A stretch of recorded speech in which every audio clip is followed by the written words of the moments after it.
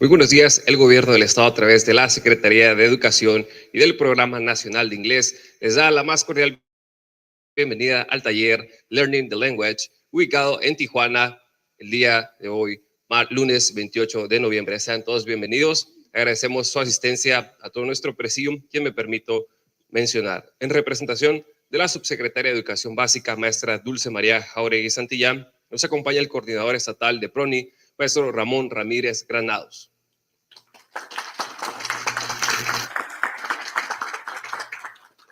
En representación del delegado de la Secretaría de Educación en Tijuana, está con nosotros el coordinador educativo de la Secretaría de Educación en Tijuana, maestro Juan Pablo Rodríguez Áviles.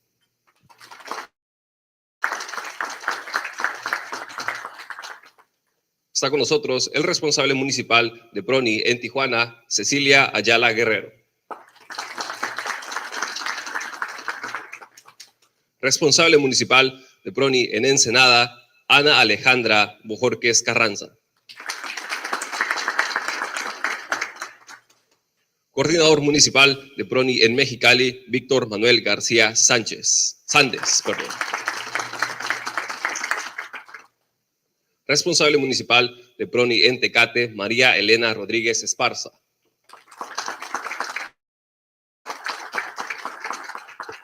Responsable municipal de PRONI en Playas de Rosarito, Belinda Lucía Sosa Ibarra.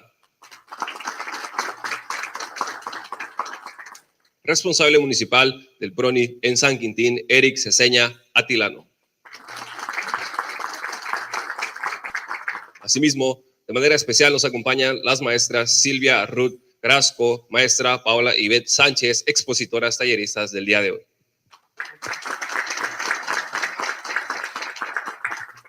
Bien, a continuación dejaré el espacio para que el maestro Juan Pablo Rodríguez Áviles nos dé un mensaje de bienvenida.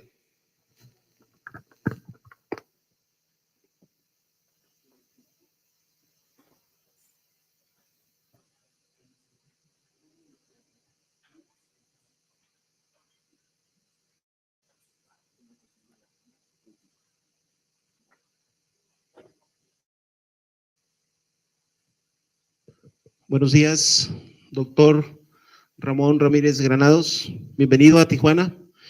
Bienvenidos maestros, maestras, figuras educativas de los diferentes municipios. Bienvenidos. Estamos reunidos para dar inicio al taller de capacitación PRONI. A nombre de nuestro delegado, profesor Miguel Alfredo Nuño García, sean todos ustedes bienvenidos a esta querida Tijuana. Aquí empieza la patria. Bienvenidos.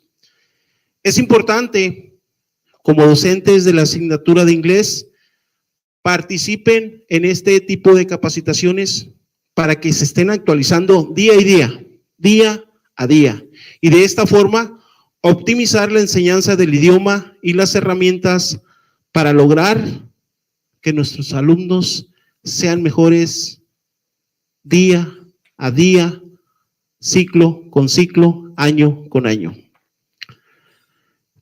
Sean, además, todos beneficiados con el aprendizaje de la lengua universal, que es muy importante y necesaria a nivel global, y sobre todo, siendo nuestro hermoso estado frontera, aquí, con nuestro vecino, Estados Unidos. Lo que compartamos en estos 2 días, las experiencias de ustedes como docentes del programa PRONI Inglés, las herramientas que adquieran darán impacto en nuestros niños, niñas y adolescentes.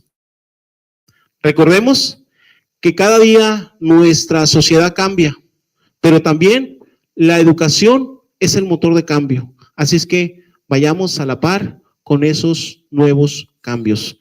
Les deseo mucho éxito, mi estimado doctor Ramón Ramírez. Bienvenidos todos a esta bella ciudad, Tijuana. Bienvenidos y adelante. Agradecemos al coordinador educativo por sus palabras, su mensaje de bienvenida. A continuación, dejaré el espacio para que el maestro Ramón Ramírez Granados nos dé el encuadre de la reunión y asimismo el mensaje oficial. Buenos días a todos. Buenos días a todos. Hablar del aprendizaje del lenguaje nos remite a la niñez, cuando empezamos a hablar nuestros primeros vocablos, palabras, frases, cuando pedimos las cosas con el llanto, cuando no sabemos hablar, a señas y un sinfín de cosas que hacemos cuando iniciamos con el aprendizaje del lenguaje. Learning the Language nos invita precisamente a recapitalizar, actualizarnos en lo que es el aprendizaje del lenguaje, pero en el idioma inglés. Bienvenidos sean todos ustedes, mis compañeros coordinadores municipales de PRONI, de Mexicali, Tecate, Rosarito, Tijuana, Ensenada y San Quintín. Gracias por estar aquí, al igual que a todas las maestras y los maestros que están de manera presencial en este evento, y también a nuestros maestras y maestros que están en línea en los diferentes municipios de nuestro bello estado de Baja California. Por mi conducto, el maestro Arturo Solís Benavides, así como la doctora Dulce María Jauregui Santillán, les pide una disculpa por no estar presentes aquí, inclusive no poder conectarse, ya que en estos momentos nuestro secretario se encuentra en el municipio de Rosarito atendiendo agenda y nuestra subsecretaria de Educación Básica se encuentra en Ensenada. Créanlo que en la ficha técnica así está establecido, pero por la vía telefónica nos comunicamos y no es posible conectarse, pero sin lugar a dudas, por mi conducto les hace llegar de verdad el agradecimiento, que se sumen y den muestra del profesionalismo que están ustedes desarrollando en los diferentes municipios de la entidad, desarrollando actividades en esta gran oportunidad que tienen nuestras niñas y niños al contar con maestros como ustedes, dándoles la oportunidad de aprender un segundo idioma. Es muy importante, créanlo de verdad, es muy valioso. Hemos tenido la experiencia de transitar en los diferentes niveles de educación básica y nuestro primer acercamiento con el inglés fue en mi escuela cuando fui director en primarias, y en mi zona había una escuela, siempre platico esa historia porque de verdad, créanlo, a mí me emociona mucho. En mi zona había una escuela que tenía un maestro de inglés por cooperación, así surgió el inglés en las escuelas. Y yo dije, yo también quiero tener un maestro de inglés en mi escuela. Hablé con los padres de familia y así inició nuestro acercamiento, además de acercamientos que tuvimos como estudiantes aprendiendo este segundo idioma. Conocemos nuestra subsecretaria, ella fue un asesor PRONI, conoce todo lo que ustedes viven, todos los esfuerzos, todas las situaciones que aún poco a poco han ido eliminándose, siguen prevaleciendo. Conocemos, estamos muy preocupados porque ustedes tengan de verdad todas las condiciones para poder desarrollarse y sobre todo ver el impacto que ustedes tienen en el reflejo del aprendizaje con nuestros niños y niñas, adolescentes. Le hemos dado la tarea a los coordinadores municipales, así como un servidor, de recorrer los municipios de la entidad, y es muy interesante llegar a una escuela y llegamos y good morning everyone, y te contestan los niños, a veces no, y a veces hay que hablarles más porque may I come in please, y yes, y go in, y los niños empiezan a hablar. De repente les quiero hablar en español y me ha tocado municipios donde los niños me dicen, excuse me teacher, in English please. Ay, pues qué interesante es todo esto. Y créanlo que eso nos motiva a seguir impulsando el Programa Nacional de Inglés. Estar coordinándonos en cada una de las entidades con nuestros responsables municipales, pero lo más importante, quienes no nos ven detrás y que como maestros todos los estamos aquí al frente, sabemos que no nos ven, pero la tarea de lo que no nos ven está reflejada en el aprendizaje del lenguaje de un segundo idioma en nuestras niñas, niños y adolescentes. Agradezco la presencia también de nuestras maestras talleristas que pertenecen a la planta docente de la Benemerita Escuela Normal Urbana Federal Fronteriza, la maestra Paola Ivette Sánchez Granados, así como la maestra Silvia Ruth Quirazco González, por este apoyo que nos dan, que ellas viven su experiencia docente en la formación de futuros docentes en formación, y que hoy nos vienen a compartir el Learning the Language. Muchas gracias a todos por estar aquí. El encuadre de esta reunión se desarrollará, como ustedes lo saben, en 2 días. El día lunes 28, que iniciamos el día de hoy, estaremos hablando con temas muy interesantes como lo es la lengua materna, el bilingüismo, plurilingüismo, lengua extranjera, el diagnóstico de habilidades comunicativas que nos da la oportunidad de conocer cuál es el nivel de dominio que tienen nuestras niñas y niños y ustedes implementar a estrategias innovadoras para poder favorecer el nivel de conocimiento de nuestras niñas y niños. Así como este tema, tendremos temas tan interesantes como lo es la planeación y evaluación educativa. Estaremos trabajando también lo que es diferentes actividades para efectos de impulsar el aprendizaje de los estudiantes en el dominio. Y muchas sorpresas más que sé, porque conozco la programación del taller del día de hoy, que las maestras tuvieron a bien diseñar para todas y todos, cada uno de ustedes, los maestras y maestros presenciales, así como a los maestros que se encuentran en línea, a los cuales les enviamos un fuerte abrazo a la distancia en cada uno de los municipios y esperemos que este taller de 2 días sea benéfico para nosotros mismos como docentes, pero más importante aún, para el impacto que tendrán en nuestras niñas y niños. Nuevamente, muchas gracias. Por favor, un saludo a nuestro delegado.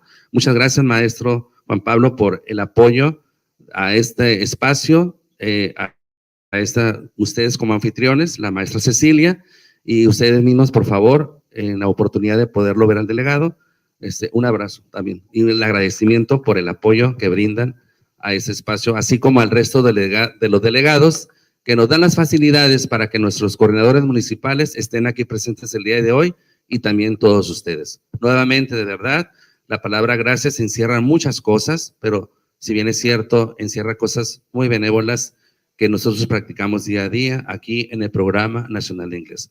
Bienvenidas y bienvenidos sean todos ustedes. Gracias al maestro y coordinador estatal del programa PRONI. A continuación, dejaré el espacio para que la maestra Ivette Sánchez y la maestra Silvia Ruth nos den una actividad rompehielos.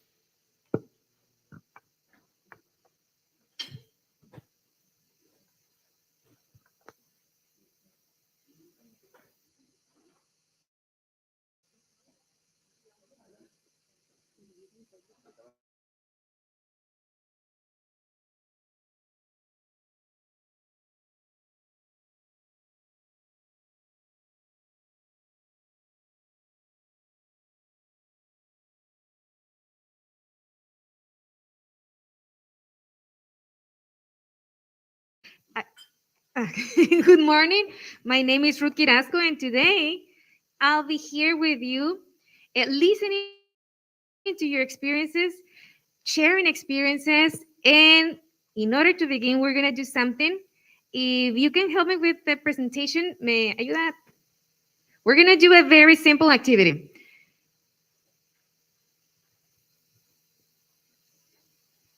La siguiente.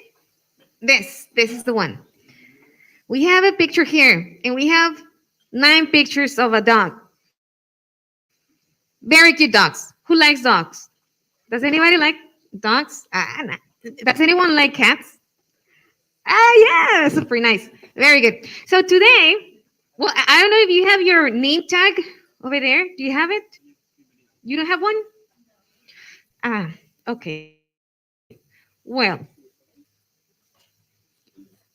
let's try to make a name tag, and if it's possible to have it near so I can see your names, if that is possible. Yes.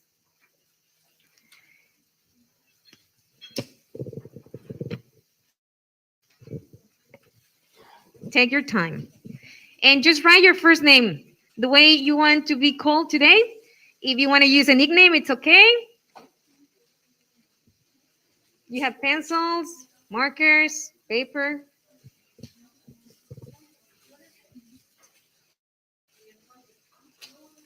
No.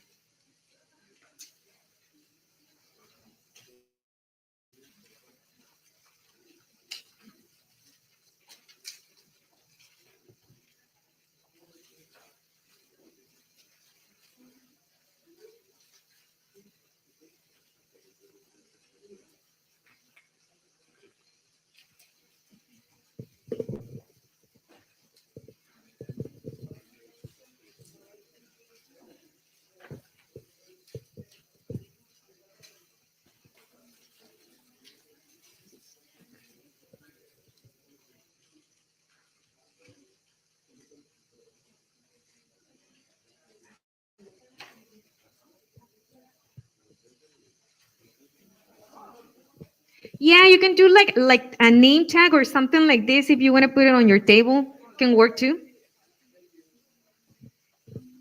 Thank you, Teacher Paola. I can see a name tag, but I can see the name. It's blank.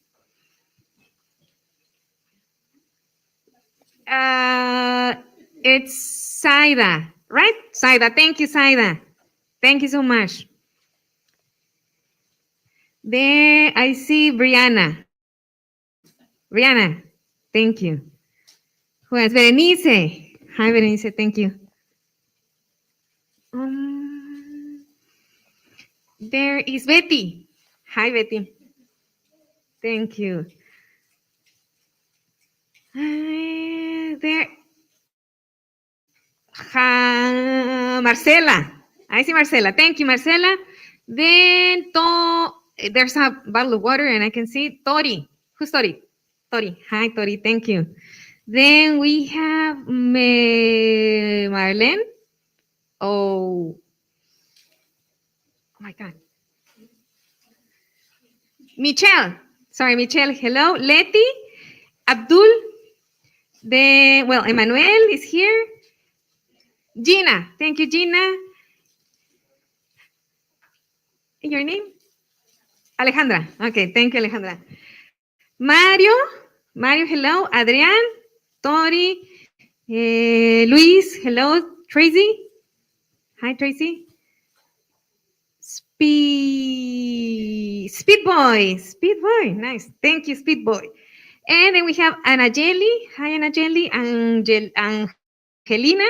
Angelina. Betty. Clara. Luz. Nicolás. Thank you. Here. Maribel from Tijuana. Right? Rosa. Raúl. Hello.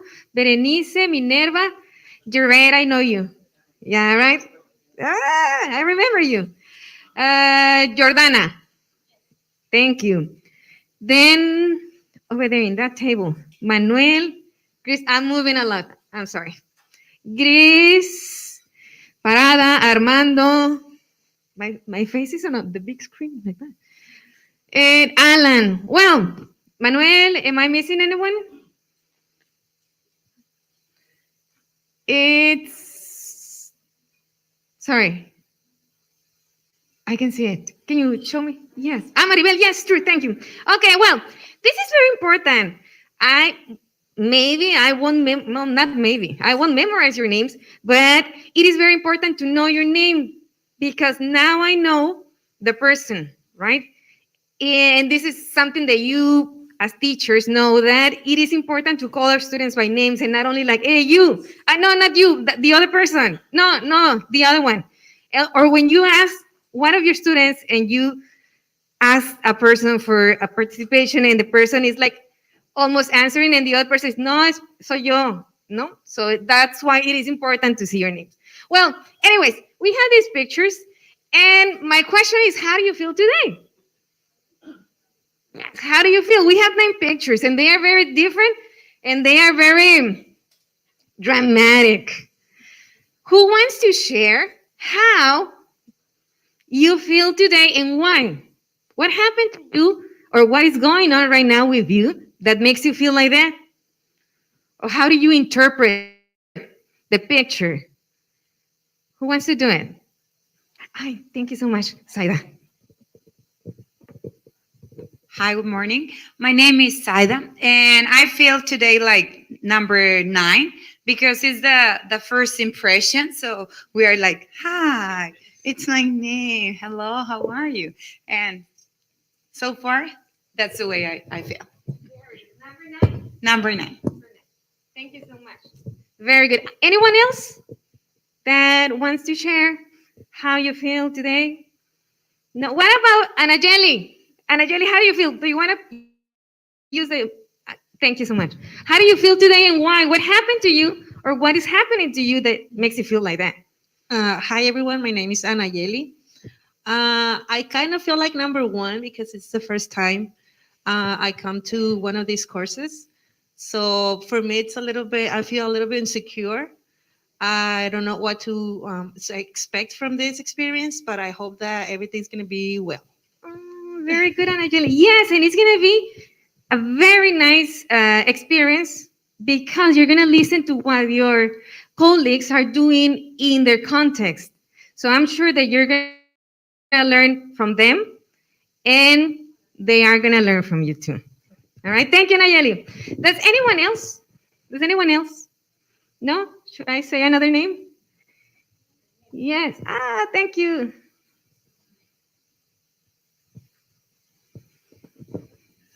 Thank you. Well, I feel like the picture number 6 because there are a lot of people right here, and I'm like, oh my God, I don't know any one of them. Where are you from? Tecate. From Tecate. Yes. And no one's from Tecate? Well, No? here, nope. Okay, nice. Very nice because you're going to have different context experiences. Yes. Very good. So you feel like number 6. 6. Okay, but maybe you will change to number 9 later. Maybe. Maybe. Okay, thank you very much. Thank you. Thank you. Someone else? Yes, thank you. Well, hi, my name is Leticia, and I'm going to use 3 different types of pictures. The first one would say number 3, kind of a little bit sleepy. I'm not a morning girl. And number 1, I'm kind of expecting a lot of stuff here to learn. And number 9, happy. I feel happy because I'm meeting new teachers. There's a lot of stuff to share. And well, that's it. That's how I feel. Thank you very much, You're Leticia. welcome. Thank you. And one more person to finish with this. One more person. Maybe Jared? Yeah, thank you.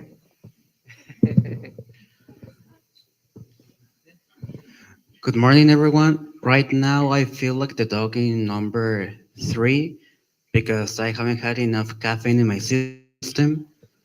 And after that, maybe like dog number 8 because I'm new here too and I don't know you at all. So yeah, maybe then you can turn that dog with number 9. Nice. Very good. Thank you, Jared. So you drink your coffee. Nice. Thank you very much. So I have a question for you guys. Do you usually have this time with your students to ask how they feel every day? Yes. Very good. This is something very good because you let your students express. And this is something that you already know, right? But sometimes we are in a hurry. Who works in middle school here? Middle school. En secundaria. 1, 2, 3. Secundaria?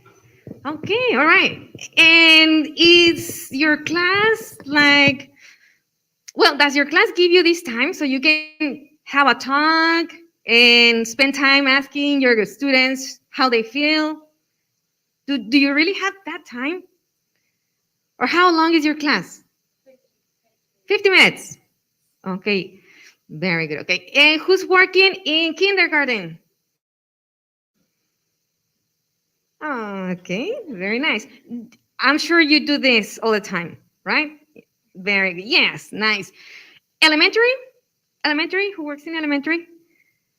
Nice, super nice. And I'm sure you also have the time with a lot of interruptions, but you do it with your students, right? Very good. Okay, so it was just a little bit to see how you're feeling. And I'm happy, like number 9, to see that at least the people who spoke are not in number 4. Okay, very good. Okay, so can you please help me with the next? Well, this is the program that we already know. And we continue with, okay, yes. If you have a piece of paper on your table, if you have a notebook, people that are watching the transmission on YouTube, you can do it too. And I modified the activity. The activity was all about me. I think it's not possible to say all about a person in just some minutes. So I modified it and I say something about me. What are you going to do on your paper? You're going to take your time. You're going to think in yourself. And you're going to say very basic information. My name is Ruth. I am 42 years old. I am from Orizaba, Veracruz, but I'm Cachanilla de Corazón. My birthday is June 11th, and that's my picture. Well, I didn't draw it. I took it from an app that transforms your picture into like anime. So that's me. I'm gonna give you some minutes so you can do something similar with you.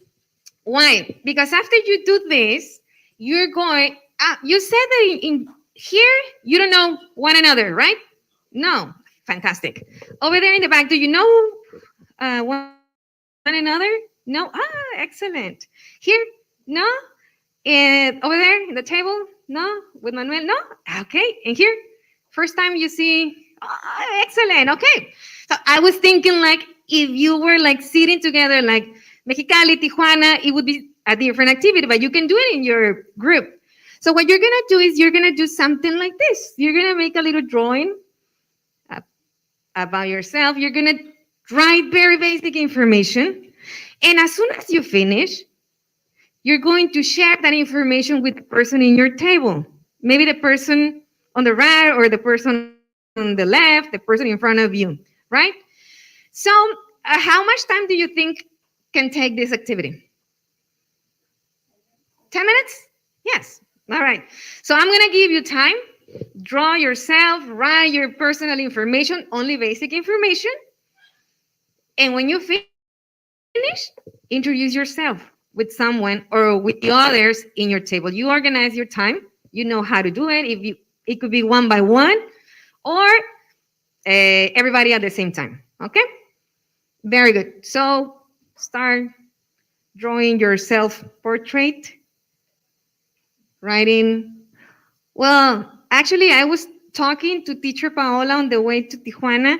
Then I always forget my age, and that's not my real age. My age is 43, but I have problems with numbers.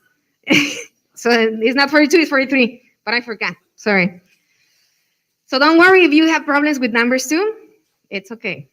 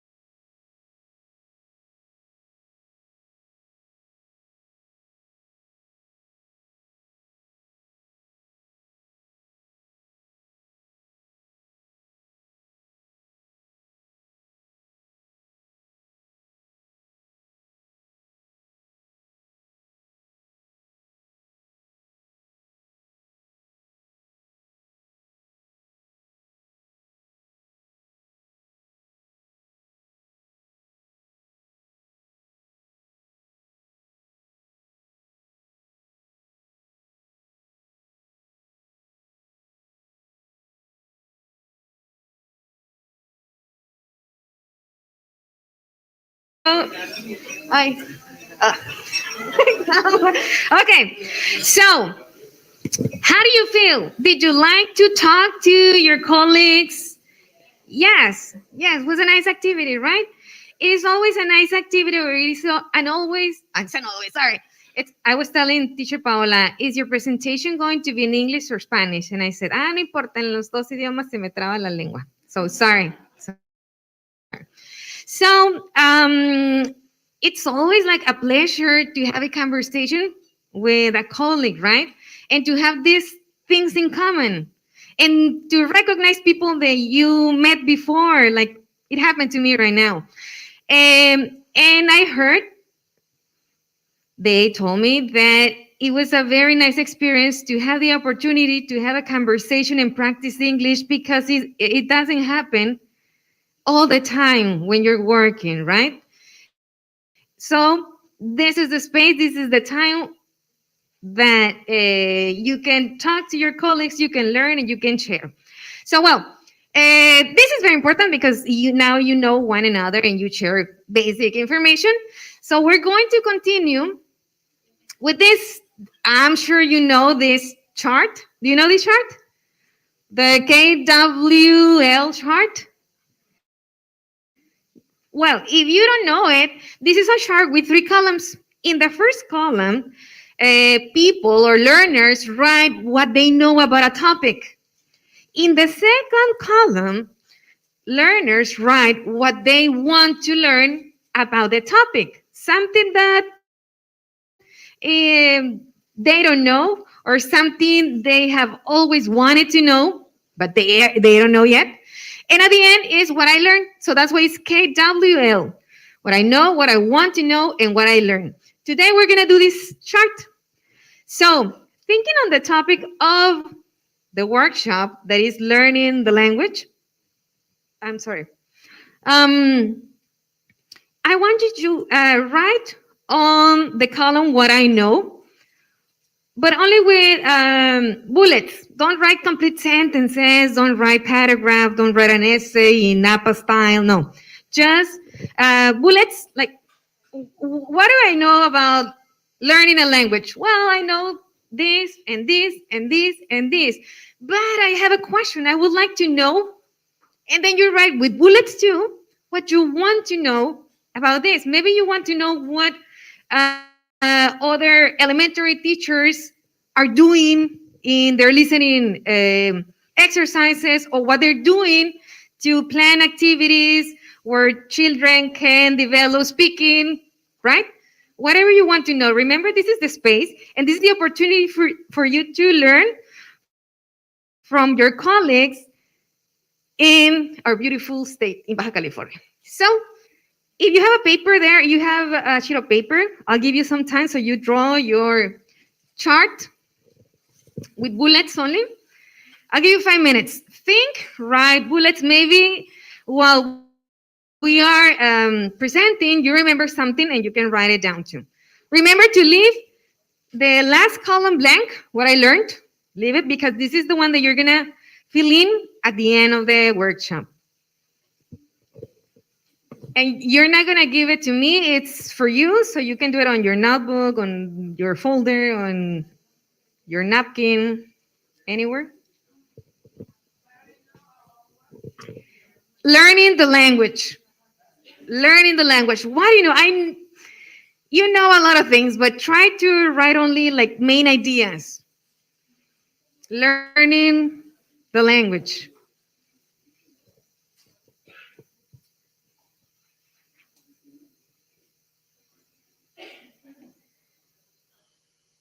It can be your own experience. It doesn't have to be something that an author said or the theory, what the theory says. It could be something personal.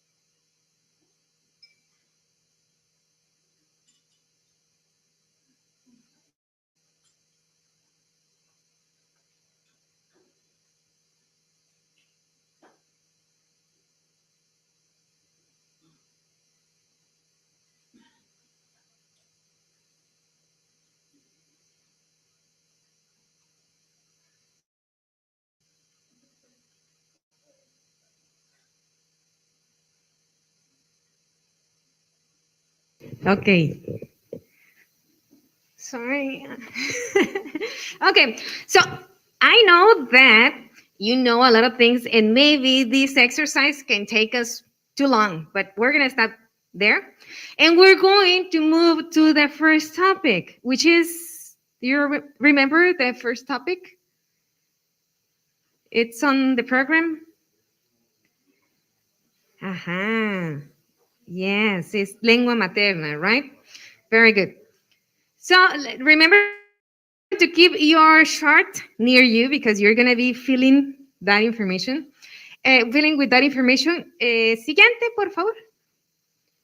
Okay, and here we have this is a lot of reflection. Today you're going to reflect, you're going to take the time, because sometimes as teachers, we are so busy every day planning, implementing, evaluating, turning in grades, attending CTE, and we forget this very, very important part, reflection. And we don't have time to reflect on what we're doing. Or sometimes we say, this activity worked very well. I'm very happy my students learned. But then we don't take the time to reflect what we did and why it worked. And this is a time to think. Today is a time to think and share. So we have these questions about our first language. And it says, number one, what is my native or my first language? Do I remember how I acquired it? Do I like to speak my first language? Was it easy for me to learn a second language? Probably some of you have more than just English as a second language. And why or why not? And how important is the first language for me? For me, and why? So this question is in general because this is like a personal exercise that you're gonna do. But my question for you is right now, from here, who has Spanish as a first language? Spanish as a first language, mother tongue, your first language. Spanish? Spanish? All right, thank you so much. Who has English as the first language? English as the first language? Nobody? Nobody, okay. That's surprising. And who has a different language from Spanish and English as a first language? Nobody. So everybody here has Spanish as the first language. My God, okay, now raise your hand if English is your second language. English is your second language. Super, very nice, 100. So now, we have these 5 questions. Think, because then, if you want, you are going to share this information. Well, what is my native or first language? We know that everybody has Spanish as a first language. Do I remember how I acquired my first language, which is Spanish? Do you remember? Well, not exactly. I remember I was a baby in a crib and my mom took me. No, but do you remember the process, how it happened? Aha. Yes, you were listening. Well, we listen and then we try to repeat, right? Excellent. And do I like to speak my first language? Do you guys like to speak Spanish? Yes. Very good. And was it easy for me to learn the second language, which is English, for everybody, I guess? Was it easy for you? Yes or no? No? Somebody who wants to share their experience? It can be easy or difficult, but so we can listen your experience. Clara, would you like to share your experience? Yes.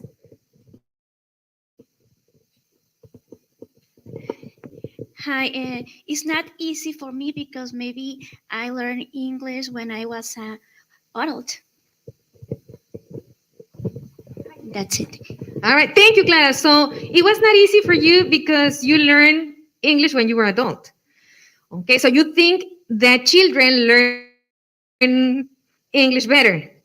Nice, very good theory, nice. Someone else, easy or difficult? Over there we have, yes, I will move.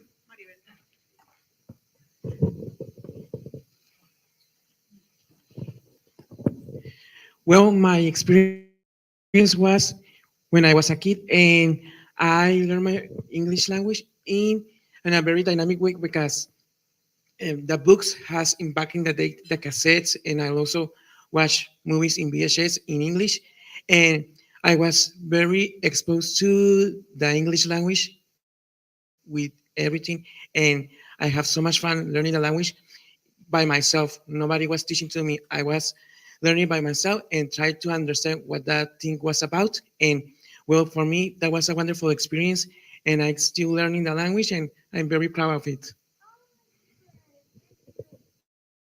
Thank Very you. good. Thank you. Thank you so much. Very nice. Somebody else? Yes, please. For me, I can say it wasn't that easy. Even though I was living in the United States, I took my ESL classes 5 semesters and another semester with Native people at Riverside Community College. Also, my kids, they used to talk to me in English.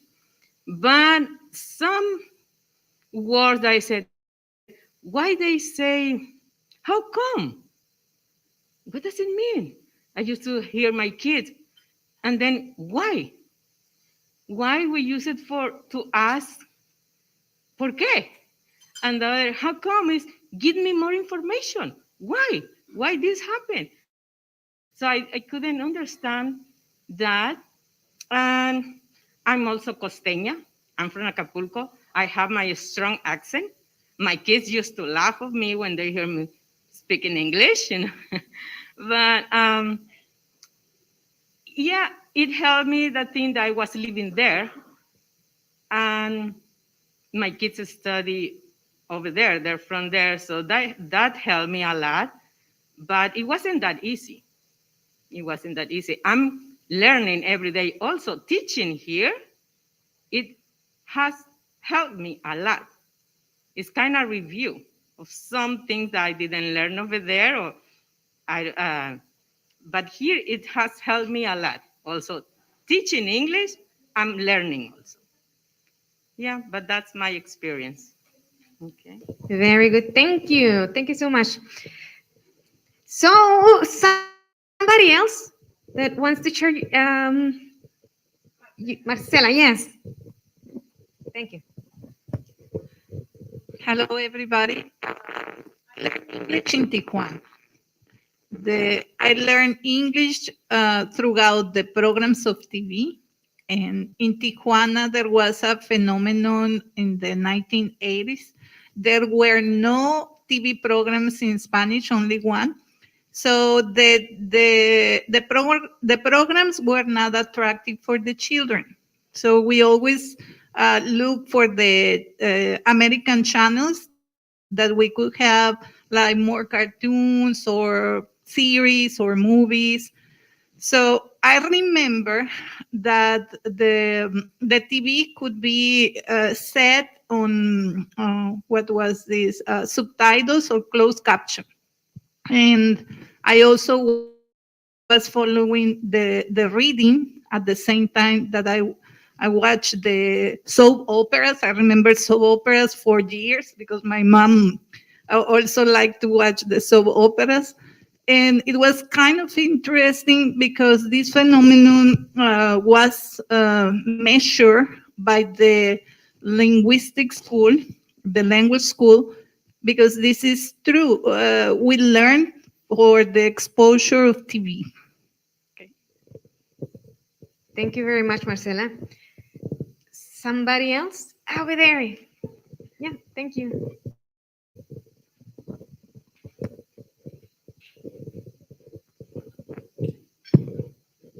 Hi. For me, it was something like both of my co-workers here, I forgot their names, so sorry. But I learned English as a child, mostly because I needed to for video games and TV also. I'm also here from Tijuana, so nowadays, every video game I see, it can be put in Spanish.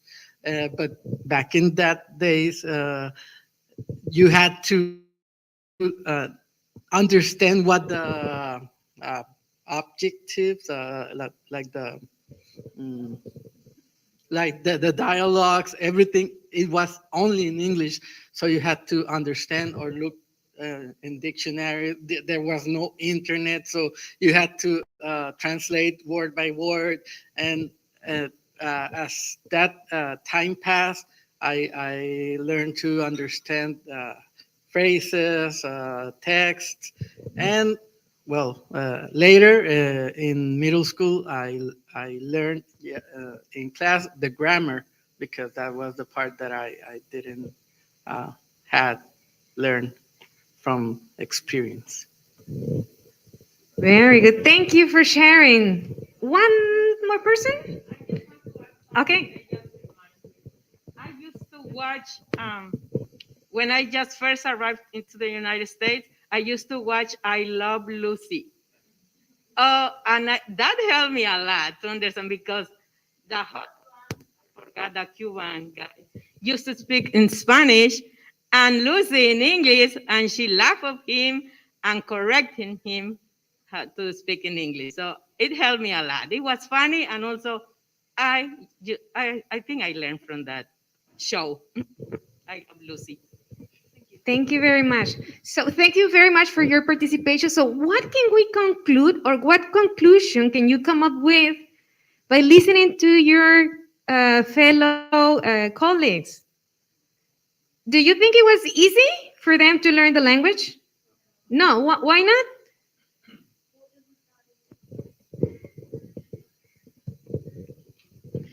Well, it wasn't easy because some of them, they didn't have the correct, I would say, just a minute, let me think. No, I wouldn't say the right education, but the environment was not in English. It was in Spanish, but that caused a little bit of troubles. His listening is a very important part of the process of learning. So that's what it was kind of difficult for them to learn. But in the other hand, even though they never stop it, I mean, they want to continue learning. Something that it really surprised me, it's her case that she was living in the United States. She even went to the school, to the college, right? And she was surrounded with a native speakers, right? And she may feel kind of a little bit not embarrassed, I would say, but it was challenging.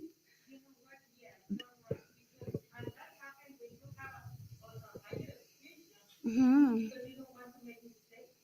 That's correct. That's right. Okay.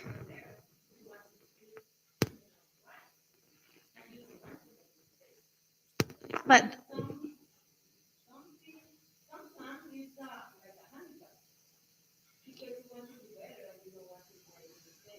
what we but what we can learn from him is that you never give up. I mean, they continue learning.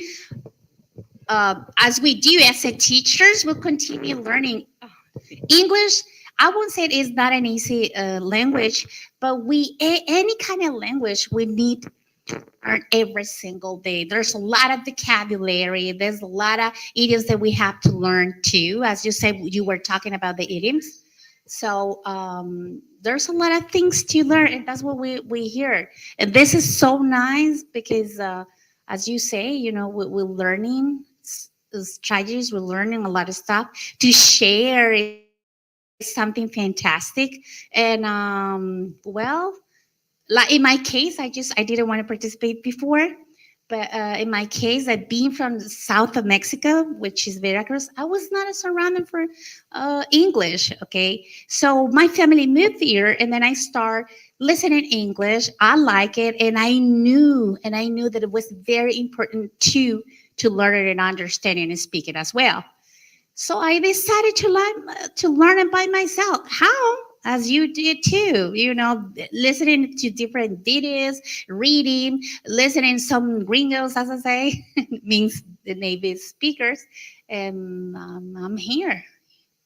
And I also learn a little bit in the WBC at the university. So that's it. Thanks. Yes, and this is something very important. We are talking about experiences with adults. We only listen to. I'm sorry, I can see your name. Brandon. Armando. You see, Armando, he learned English when he was a child, right? And we are talking about difficulties in adults. So it means that, in theory, our children, our students, should learn, as you said, faster or in a better time, maybe, right? But we're going to talk about a little bit later. Marcela. Okay, in my opinion, I disagree with some of the points of view because I experience with colleagues and friends that the exposure of material is what it makes you learn. So having the listening, the visuals is taking you on that path. Okay, you are not in the context, you are not in Australia, you are not in the United States, and you are going to get throughout the material that you get, right? So I spoke with people that is from Cuba. They never been anywhere that they speak English, but they have a laboratory and they practice and they had these listenings and the videos and the material. So to learn a language is throughout exposure. And as I said, in my personal opinion, I didn't have to take an academic preparation to get the language, because when I was a child, I was exposed by the TV, the closed caption, the reading. So I picked the language. And the first way to learn a language is to go and live to the country. The second way is throughout reading. The hardest part is the listening. So that's why when we choose the materials to give to our students, we need to give the materials that it will be the hardest for them to pick. If they don't have videos or they don't have internet, so we have to give the context for them to speak and to give this opportunity because they don't have other space, right? Thank you very much. Thank you. So, as we're talking about our first language, thank you very much, everybody. Talking about our first language, now, what could be the difference or differences about learning the second language, which is English in this room, and our first language, that is Spanish, in this room? What do you guys think? Was it easy? I mean, was the process the same, or it's completely different, or they have similarities acquiring the first language and learning the second language? Do you think the processes are different, completely different, or they have some similarities? What do you think? Depends on the what? Oh, exposure. Okay. Yes, please, Armando. Yes. Yeah. I think both languages can be learned in the same way. The tiny difference might be that Spanish is more natural to us, and in English, it depends on the person and the motivation. And if the material is engaging, or if the person is motivated or not, or it quits studying the language, it depends. So both are the same. We can acquire the language in the same way, but as I said before, Spanish is natural for us, and English can be, it depends on motivation and vice versa. In native English person, English can be natural, and Spanish can be, it depends on the motivation. Thank you very much. Okay, so now, si me ayudas con la siguiente, por favor. Well, this was supposed to appear like little by little, but it appeared all complete. Well, here we have on the left side, we have the first language. On the right side, we have the second language. And of course, we have differences among learning and acquiring. And in the middle, we have some similarities. You tell me if you agree or if you don't agree, or maybe you know some other differences or some other similarities. Remember, on the left, I'm a left-handed and sometimes I get confused. On the left, we have the first language, and the first language is acquired. And the second language is learned. Do you agree with that? Yes. What is the difference between acquiring and learning? What could be the difference? Acquire and learn. Here. Okay. I think the big difference is you don't go to school to get the first language. So the life is your school, your family, your partners, the people you talk to, and to learn language. You can learn watching TV or reading books or whatever, but you need a school to get the right way to learn the language. So to get grammar, to get pronunciation, it is, I think for everyone, it is hard to get the pronunciation to become like talking natural, like a native speaker. So that's the hardest part of the language. And you will never get it because your first language is Spanish. So it's so hard. So I think everyone wants to learn to speak like a native speaker, but we can't do it because our first language was Spanish.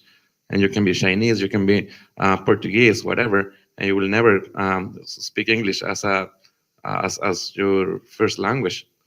So that's the big difference, I guess. All right, very good. Raúl? No, Luis. We do. Thank you. Well, the main difference here in the first one is unconscious. The process is unconscious. And in the second one, you know that you're learning. So yeah, that's the main difference for me. Yes, very good. And both are correct. Yes, you acquire the language in a natural way, right? Parents are not telling you, remember, subject plus predicate is yo tengo, right? Nobody's teaching you that. Babies are listening, they are exposed, and then they repeat. They are unconscious that they are learning the language. And what happens when you learn the language is that you are conscious. You say, I need to learn English because I need a better job. I need to improve my level of English because I want to teach in the USA. So you are conscious and you're learning, right? So that is the main difference between these two processes. Acquiring is unconscious, is natural, and well, learning is something that is conscious. Then we have that in the first language is not a decision. Did you decide to have Spanish as your first language? No? Are you sure? All right, yes, it's true. Nobody, right? But different is with English. Did you decide to learn English? Yes, right? And our second language is English, but something different happens with people who want to learn Japanese or Portuguese or Italian as a second language, right? So it's a decision. That is a difference between acquiring a language and learning a language. Well, it says first language is a rapid process. And in the second language, the process depends on the learner. What do you think? Acquiring Spanish is fast, and learning English depended on you. Yes, do you agree? Yes, right? Because when you are learning, well, I mean, you are acquiring your first language, you are, as a baby, trying every single day to repeat the same language. But with English, we need time to practice, we need time to read, to be exposed to the language, time to go to school, to the language school, etc., right? So yes, it's different. It depends on the learner. And another one is that native is with the first language, and because you live in that country, is your first language and you needed to communicate. But with the second language, you what? You learn the language because you want to communicate with native speakers. With the first language, it's not necessary because you use your first language. And then we have, well, the last that is natural in the first language. And in the second is with instruction. Sometimes it's self-instruction, like you guys that you learn with video games, but you were doing things. You were looking up the dictionary. You were reading the manuals, you were translating, so it was instruction. But so those are differences between acquiring the first language and learning the second language. And in the middle, I put some similarities, and you tell me if you know more. Well, one of the similarities is that both languages are acquired in a set order. It means you first learn what? To listen, right? To listen. Or what happened with the students that says, oh yes, I know English. I can listen and I understand. And I read and I understand everything, but I can't produce the language. And we say, are you sure you understand it? No? So it has to be in order, right? First listen, receptive skills, and then we produce the language. Then we have context clues, prior knowledge, and interaction. We need these things in both. When we are learning the second language and when we are acquiring our first language, we need to interact with people. We need a previous knowledge to use the language. If a baby already learned to say agua and the baby gets agua, well, he's going to repeat the word. He's not going to say pañal. No, because he wants agua, right? And he knows that if he says agua, he's going to get agua. And input and opportunities. We need to listen, we need to read, and we need opportunities to practice in both. Can you find any other similarities between acquiring and learning a language? Don't be shy. No? Okay, well, let's move on. Some insights about our first language. Here it says, a consequence of population mobility is linguistic, cultural, racial, and religious diversity within schools. Do you have students whose first language is English in your classes? Yes? Yes? Yes? All right. Is it easy to teach these learners? Are they willing to be in the English class? Do they like the English class? What happens with these learners? Yes, they like it, and also because they speak the language, they participate more, and also I use them as a model about the pronunciation to the other kids. So when I teach something and they want to participate, so they do it and they can model how to pronunciate the words, so the rest of the class can learn it. Very good, thank you. And what do we call this strategy? We call it what? Besides modeling is repetition. And what is this student doing? Peer tutoring. He's helping others, right? So this is a very good strategy. When we have a learner whose first language is English, he's our best helper, right? But in like the good way, not like, go and get me these copies and erase the word and check this homework. No, but he can help us by doing this, like modeling pronunciation, putting this student in groups where we think that need a little bit of help, or maybe with some students that you think are not very comfortable talking to the teacher, but maybe they feel comfortable when they talk with a peer, right? Then we have the level of development of children's mother tongue or first language is a strong predictor of their second language development, which means that if we have a child that can communicate competently in Spanish, there is a big chance that he can do it in another language, right? So if you see a student that is not doing very well in English, it's because of another reason. Something is going on there, because if he has these abilities in his or her first language, he has them for the second language. And during the first year of school, it is vital that the first language is developed in students. In fact, first language development is required in order to have good strategies to transfer to the new language. And this is something similar to what I just said.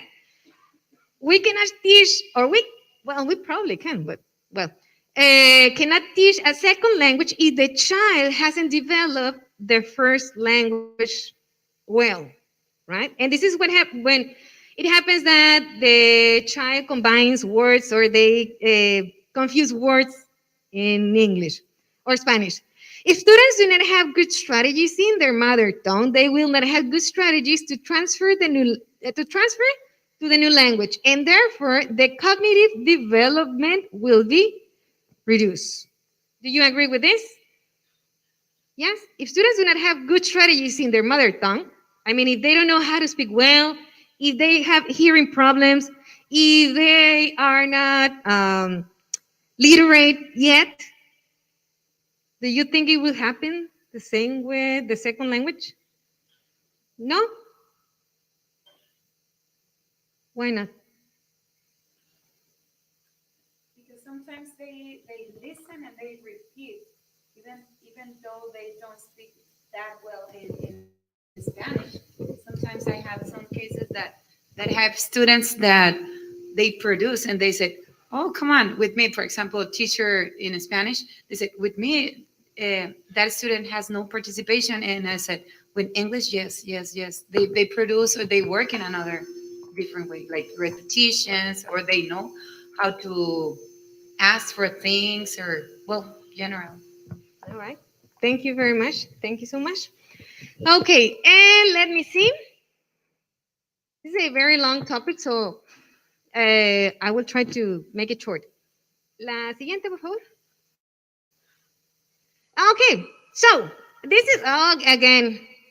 It's supposed to be like one by one, but it's all there. My English class. I didn't change the typo. Well, my English class. And I have some questions. This is for you to reflect and then share in your teams. It says, how much students do I have per class? 10, 11, 4, 5. How much effective time do I have in my class? I mean, practicing and using the language. Besides teaching the language, what else do I have to do during my class? What else? Calling roll, controlling the class, I don't know, checking homework, you tell me. What would I like to improve in my class? And this is like reflecting. But then it says, how many students would I like to have per class?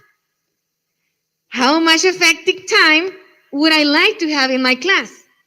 And at the end is, what can I really do? Is there anything I can change? Is there anything can be changed? So this is reflection time, right? Think about the questions. I'll give you some minutes, like 10 minutes. Yes, 10 minutes. Okay. So I'm going to give you 10 minutes to think about the answers and share your experiences with your colleagues, please.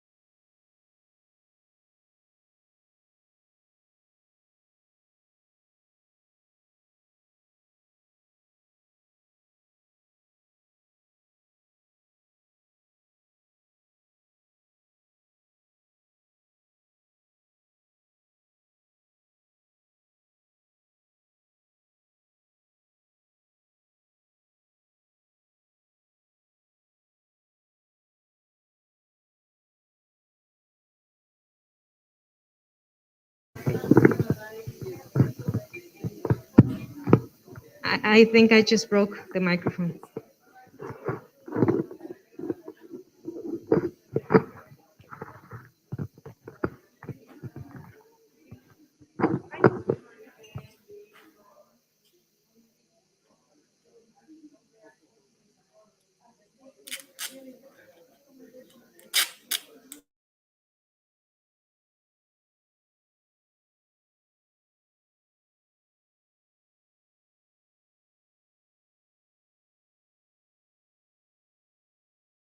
Let's see.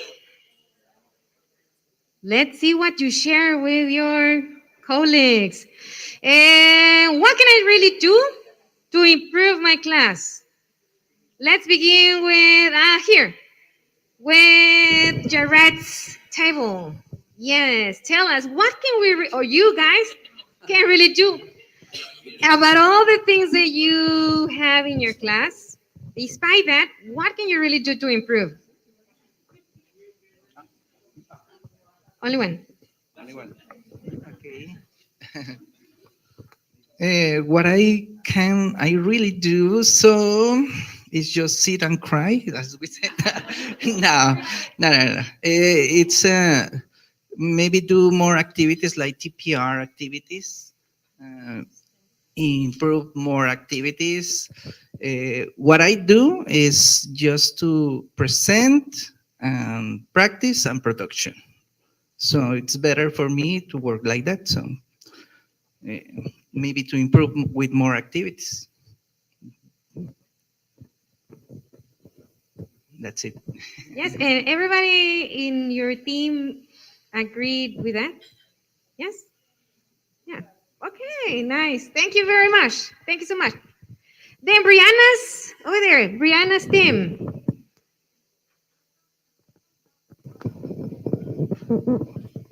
Well, in conclusion, I listen to the experience of every teacher, and I listen that everyone has different types of students and different quantity of students. Some have less, some have very more students than others, and some teachers have struggles in the discipline of the students rather than the learning of the subject, in this case English. And some of the teachers, sorry, can even have the time to themselves, but they are managing everything so they can be optimated, and it can be a fantastic experience for all of them.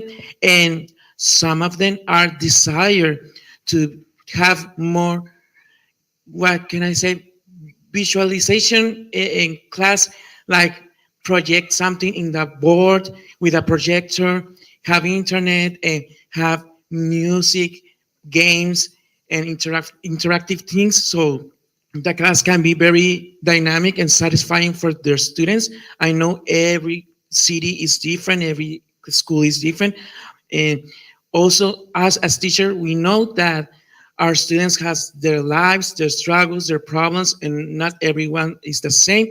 So we are contributing in making the students learn in their own ways, because everyone learns differently. And I'm happy to hear that every teacher has their own challenges and they are capable of deal with them in their own and healthy way. So it was a pleasure that every single teacher here has an extraordinary experience, and I like to listen, and I love to listen to everything that they share with us, and it's an immersive experience that we need to understand that our students have different ages, and of course we need to motivate them more with visual things and songs, etc.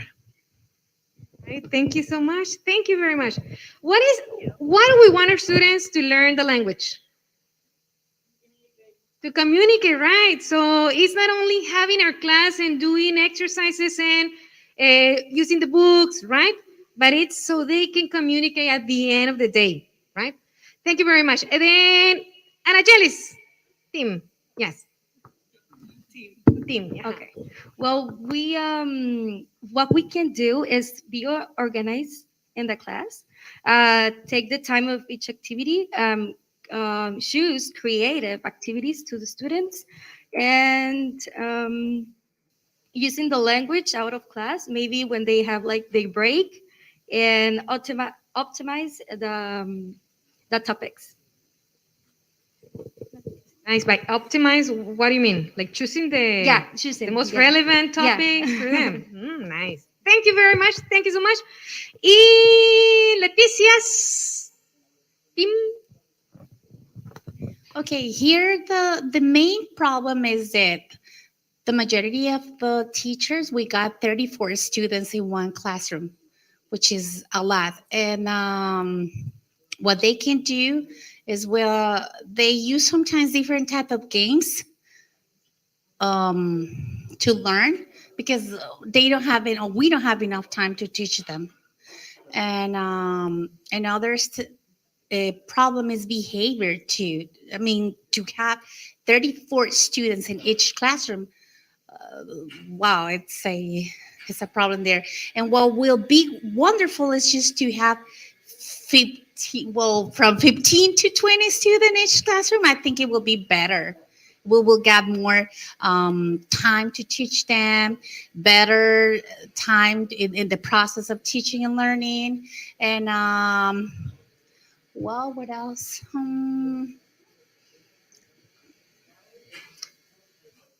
And about the time, we believe that it's an hour, from 50 minutes. 50 minutes will be okay. And then they can have 10 minutes to, we can have those 10 minutes to check and to give feedback. What can we really do? Just, well, to think about have from 15 to 20 students each classroom. I mean, to solve that problem. Okay. Thank you very much. Thank You're you welcome. so much. And here we have Speed Boys team. I mean, not you, but your team. You have to present.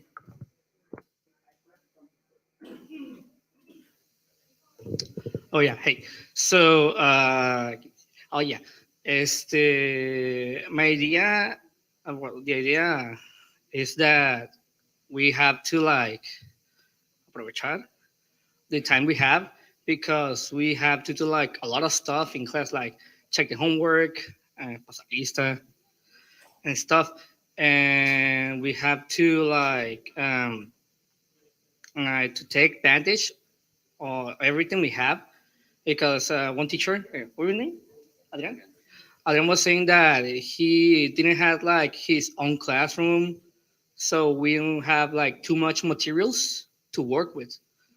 It's like a little problem or big problem maybe we have, because I personally my students sometimes like forget some stuff that I teach them.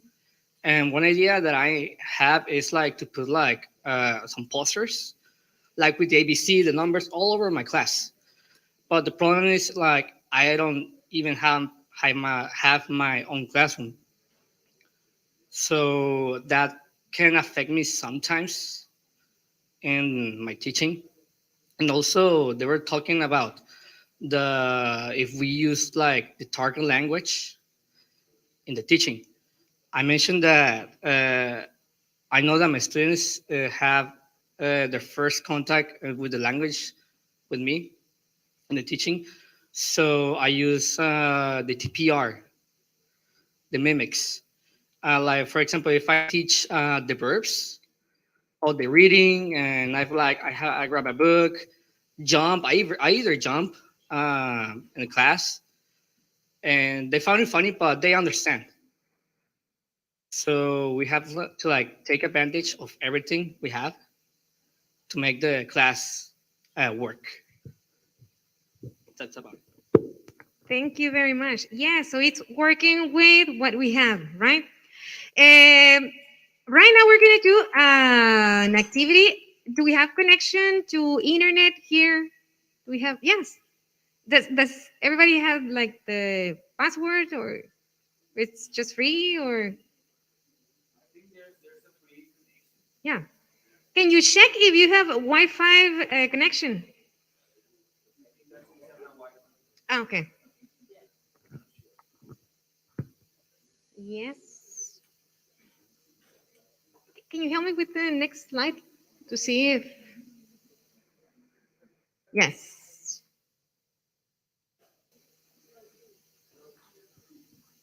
And I know you know it. This is EducaPlay. You're not going to log in, EducaPlay, but you're just going to enter the PIN.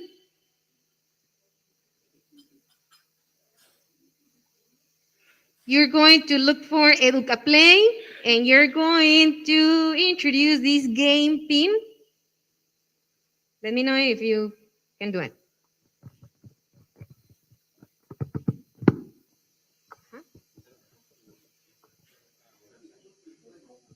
Yes, it's a website.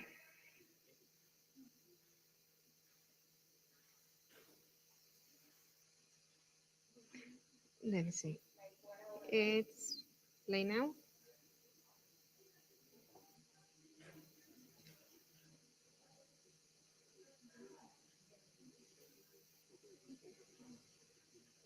And no, this is no.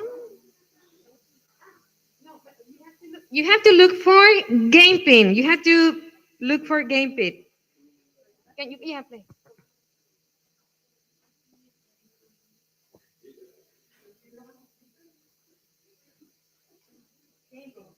It says EducaPlay, and there's a part that says Game Pin. There you have acceso a retos or challenge, if it's in English. EducaPlay, Game Pin, there. Game Pin, yes, you have to look for Game Pin. And there you have this pin. No? It's... Yes, and it says bilingualism. Are you there? Yes, very good. Okay, you can do it. These are just a few questions about bilingualism. You do it individually, and at the end, we check the answers. This is just to see how much we remember, to dust off knowledge we have about being or being bilingual or about bilingualism. You have three options. You have to choose the correct option, and you have to help the little frog. Sorry? Yes or no? Yes. Yes, you go to EducaPlay, Game Pin, you introduce the number. Yes, you can do it. Yes. Just read the question and try to choose the correct answer. One of the answers was supposed to be a little frog, but the characters on my keyboard betrayed me. Yes. Yeah, the other one was supposed to be a little frog with the characters, but with nobody. It's that cannot be an answer. It's just like the frog's face.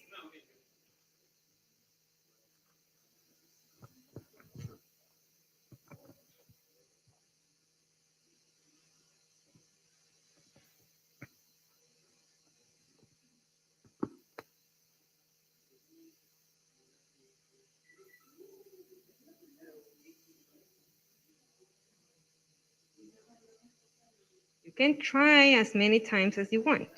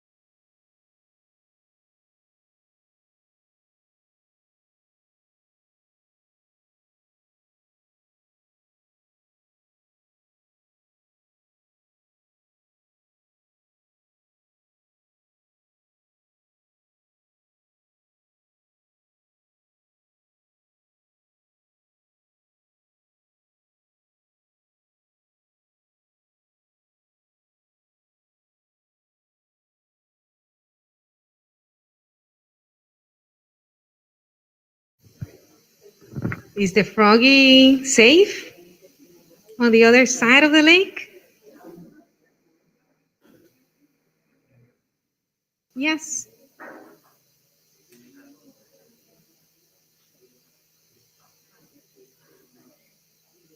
Ready? Oh my God, nice. Okay.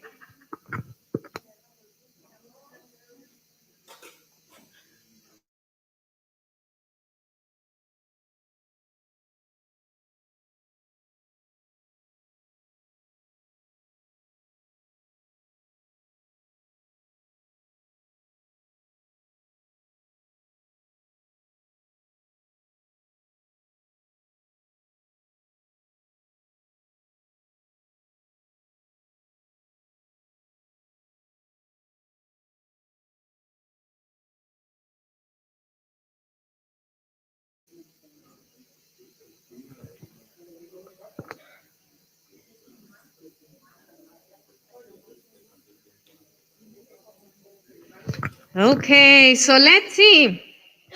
Let's check the answers together and see if you have any comment or question or something while we're checking, you can do it. Let's see. We're gonna help. There we have. Let's help the little frog cross the lake by answering some questions correctly. Question number 1. Oh my God, it says, in a study, learners reported that they would like Spanish, their mother tongue, to be used to explain difficult concepts. What do you think? Is this true, false, or true? Let's see. You guys, very clever. Nice. First language development has no impact on the writing process in English as a second language. Doesn't matter if false? False. Let's see. Okay. Can you see option, the letter A? Okay. No, you didn't notice. It's supposed to be a little face, the little face of the frog, the 2 eyes and the nose. If you want to put the body, it's like parentheses. Well, anyway. Bilingualism is defined as the alternate use of 2 languages by the same individual when the process is not accompanied by loss of the native language. Do you think this is true, false, or Ranita's face? True, let's see. Nice. Being bilingual has become a vital aspect for becoming a successful professional. What do you think? Let's see. Yes, becoming English teachers. In the speech emergence, intermediate fluency, and advanced fluency stage, learners are able to communicate using more complex vocabulary, and they are able to understand more complex conversations, becoming fluent. Do you think this is true or false? True. Let's see. Yeah. Using students' first language in the English class is not good. Forget it. No Spanish at all. False? Why is this false? Why? Sorry?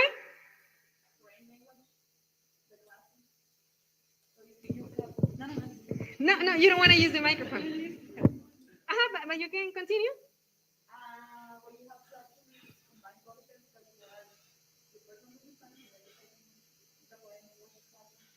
Exactly. They have a first language, and we need to respect first languages, right? So if they need to feel more comfortable and more confident with their English teachers, we need to tell them, yes, I can help in Spanish too, right? Thank you very much. Then in the beep stage, learners are expected to produce basic sentences using simple vocabulary.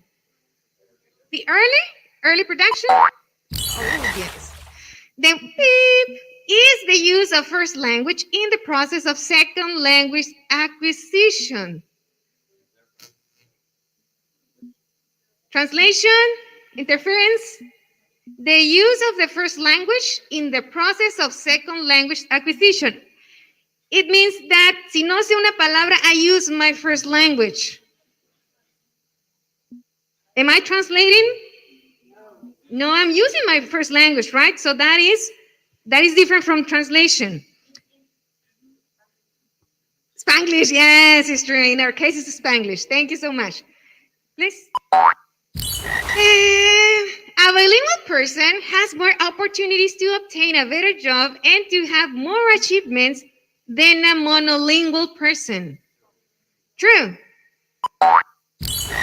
Very good. The mother tongue or the first language is most useful at beep, where the first language can be used to introduce the major differences between first language and second language. Is this true? First language is most useful when where the first language can be used to introduce the major differences between. Advanced or lower? Ah, good. Writing, speaking, reading, or listening in the first or the second language helps the entire cognitive system to develop. True? One more. The balance theory suggests that in bilingualism, the two languages exist in balance. Oh my God, so hard. Yes, it's true. And let's see if we can make it. The first stage in learning a second language is called pre-production. True. What happens in this pre-production stage? What do we do? Or what our students do? What? Yes, they listen, right? And we say, hey, open your book. And they do it. Or, hey, close the door, please. And they do it. They are in this pre-stage, pre-production. They're not producing yet, but they are receiving and they are understanding. And let's see if this is true. Oh, yes! We won. My God, those are dollars at the end of the workshop. We receive it. Okay, so thank you very much. In this moment, we're going to make a little break. Yes, we're going to make a little break so you can stand up, you can stretch, and we come back. All right? Yes? How do you feel? How do you feel? Good, good. Ah, okay, thank you very much. All right, so 5 minutes and we come back. 5 minutes, yes.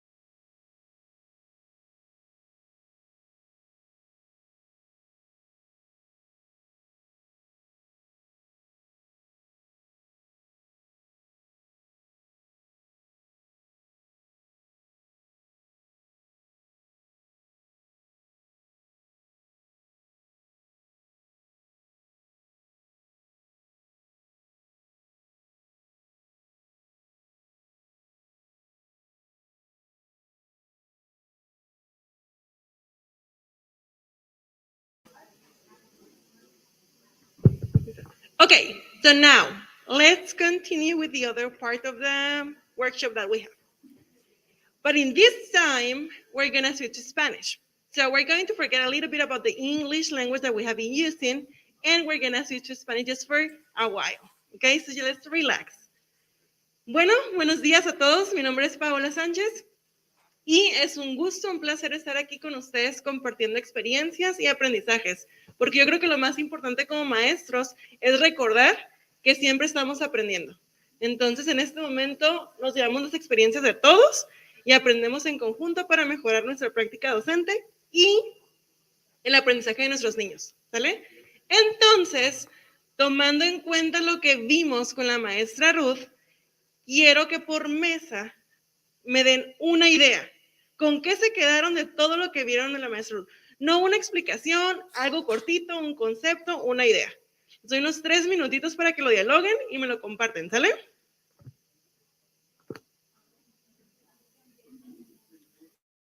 Si pusieron atención, yo los vi muy participativos. Vamos a ver.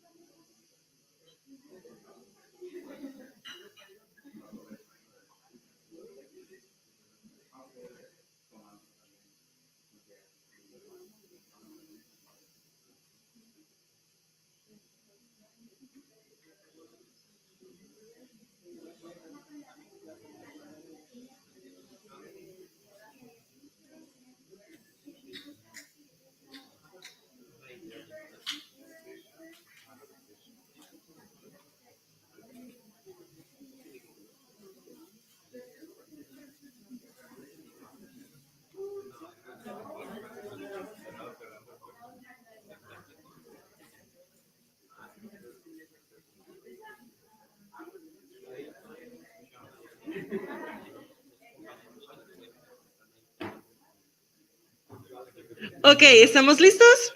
¿Sí? A ver, comenzamos por aquí porque vi que hay un micrófono de este lado. Entonces, ¿algún voluntario que nos quiera compartir la idea que su equipo dialogó? Muy bien, muchas gracias.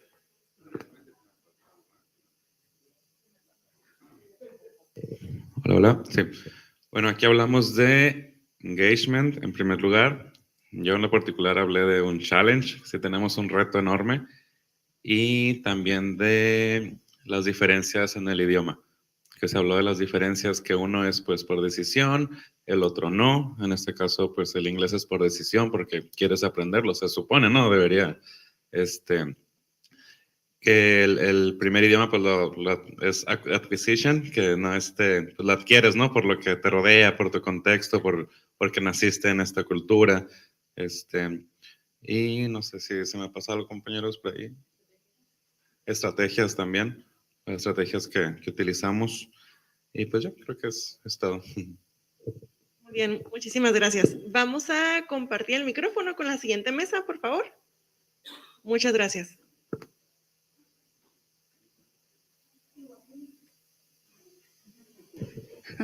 Igual que mi compañero, lo que es acquisition versus learning, el bilingüismo, o sea, la importancia de también, yo por ejemplo creía que el no hablar el idioma, la lengua materna en el aula no era como algo bueno para el alumno, pero ahora me doy cuenta de que sí es importante. Entonces, pues esa es como también una estrategia y entre otras cosas, pues también las estrategias compartidas aquí con los compañeros. Básicamente es eso. Y gracias, Excelente, muchísimas gracias. Me quedo con un concepto, una idea que nos compartieron aquí, que es lo de challenge, ¿no? Que dijeron reto. Y luego aquí hablamos también de identificar que poder utilizar la lengua materna en la enseñanza de inglés como una herramienta, ¿no? No obstaculizar, al alumno de que no lo utilices, sino en algún punto es su seguridad expresando. Entonces, al momento de negarle esa oportunidad de utilizarlo, le estamos poniendo una barrera. Entonces, qué bueno y me agrada mucho que lo hayan identificado así. Muchas gracias. Siguiente, por favor, aquí en esta mesa. Sí, al igual que los compañeros, pues nos quedamos con que es muy importante la exposición al idioma, obviamente, porque prácticamente para la mayoría de los alumnos es el único lugar en el cual van a poder hacer, pero también no, el término que veía, que es el que están comentando, de interference, no es del todo malo, no hay como que satanizar al español al momento de estar en el salón para determinados contextos. Así es. Y retomando eso, a ver, sean muy sinceros. Levanten la mano cuántos de ustedes alguna vez dijeron, no, don't use Spanish, just English. Sí, yo también me incluyo, claro, y bien alto. ¿Por qué? Porque caemos en eso. Entonces, es la importancia de reconocer eso y decir, ok, ahora identifico eso, aprendí eso, lo voy a cambiar en mi clase y podemos ver un comportamiento diferente de nuestros alumnos, ¿no? ¿Hay un micrófono por acá?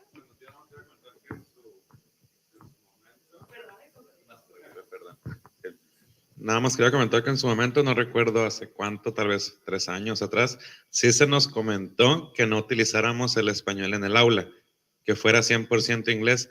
Creo que pues en su momento también se dieron cuenta que pues no funcionó, ¿no? Porque nomás caes en estrés al alumno, creas tensión en el grupo y a fin de cuentas pues se pierde la clase. Pero sí se nos decía como, no, pues todo en inglés y aunque no te entienda, pues en inglés y va a llegar el punto en el que te va a entender y pues realmente no funciona, ¿no? Ya nos dimos cuenta que sí es importante no descuidar también la parte de, pues de su primera lengua, ¿no? Pero sí creo también que es importante no confundir el translation, que no es nada más traducir, sino también explicar el por qué, no explicar el porqué de ese término. Yo al menos sí utilizo mucho por ejemplo, hace, no recuerdo 3 clases que vimos de feelings. Yo les decía, feelings viene de la palabra feel, que es sentir, qué sientes, cómo lo expreso, ¿no? Y vimos también emotions, entonces es como, porque me dijo un niño, sí, como los emojis, como los emoticones. Pues de ahí viene la palabra emotion. Y lo vimos angry. Como el juego Angry Birds. Pues ¿por qué? Porque es un pajarito que está enojado. ¿Cómo está ahí? Entonces empiezas a practicar y conectas lo que les interesa, ¿no? Con el idioma y pues creo que es importante también que ahí estás utilizando un poco el español y pues el inglés, ¿no? Y pues es lo que quería comentar. Claro que sí, muchísimas gracias. Ok, continuamos por acá.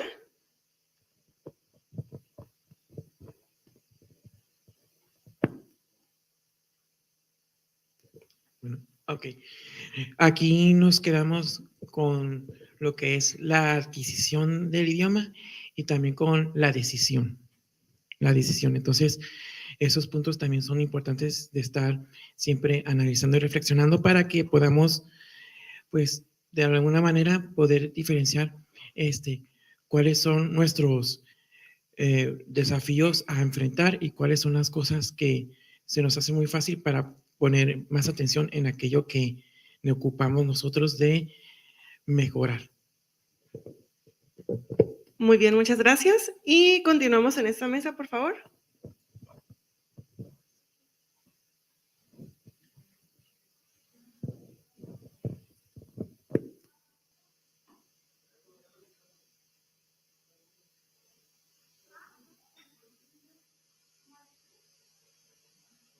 Bueno, retomando más o menos lo que todos mencionaron, pues lo de la acquisition y decision, que es más lo que debería de ser, tomando en cuenta todos los contextos que todos vivimos aquí, nos dimos cuenta de la gran diferencia que hay, tan solo como de que una maestra dice, es que yo tengo de China, ¿cómo uso su lenguaje materno si no me lo sé? O sea, también eso, ¿no? Si son de otros países que llegan a tener, pues va a ser muy difícil usar pues su idioma, ¿no? Entonces, pues va a depender mucho pues hay muchos alumnos también que tenemos no tomaron la decisión de aprender el inglés, entonces nos vamos a enfrentar a esas barreras de que dicen, no, yo no quiero aprender el inglés, no me gusta. Entonces, tratar de convencerlos de alguna forma. Yo siempre les pongo juegos, les digo, mira, esto es lo mejor para ti y así. Y al rato ellos mismos se dan cuenta, ¿no? Cómo pues, van a ir aprendiendo y van a ir mejorando. Y al final de cuentas, uno les pone ejemplos de qué pueden lograr, ¿no? También para para que traten de motivarse ellos mismos, ¿no? Entonces. Excelente, muchas gracias. Bueno, de todas las opiniones que compartieron, rescato y me quedo también con una palabra aquí que nos mencionaron los compañeros, contexto. Si bien todos somos maestros de inglés, todos estamos en una escuela, todos tenemos alumnos, pero aún en la misma ciudad, el contexto que se viva en una escuela, en un salón, o sea, incluso en la misma escuela, de un salón al otro, en el mismo grado, con las mismas edades, con los mismos libros, es totalmente diferente. Entonces, ¿qué va a ser el aprendizaje de los alumnos que sea exitoso? Nosotros, los docentes, lo que nosotros hagamos, ¿sale? Y tomando en cuenta todas esas reflexiones tan importantes, vamos a la siguiente diapositiva.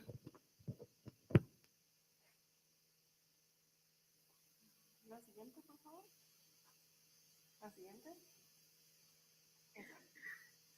Ok, en sus mesas de trabajo vamos a platicar lo siguiente. Vamos a unir todo lo que vimos con la maestra Ruth. Vamos a tomar en cuenta los comentarios que surgieron aquí representando a cada mesa y nos vamos a poner esta situación. Llegamos a una escuela, es agosto, mediados de agosto, septiembre, y nos dicen, ok, teacher, me tiene que hacer un diagnóstico del grupo, ¿sale? Antes de empezar a elaborar el examen diagnóstico, vamos a dialogar en mesas a qué situaciones nos podemos enfrentar. ¿Ok? Por aquí ya mencionaron algunas, no voy a decir cuáles, pero qué situaciones como maestros relacionando con todo el contexto nos podemos encontrar. ¿Sale? Vamos a hacer una lista ahorita y la vamos a compartir en unos minutitos más. ¿Va? Muchísimas gracias.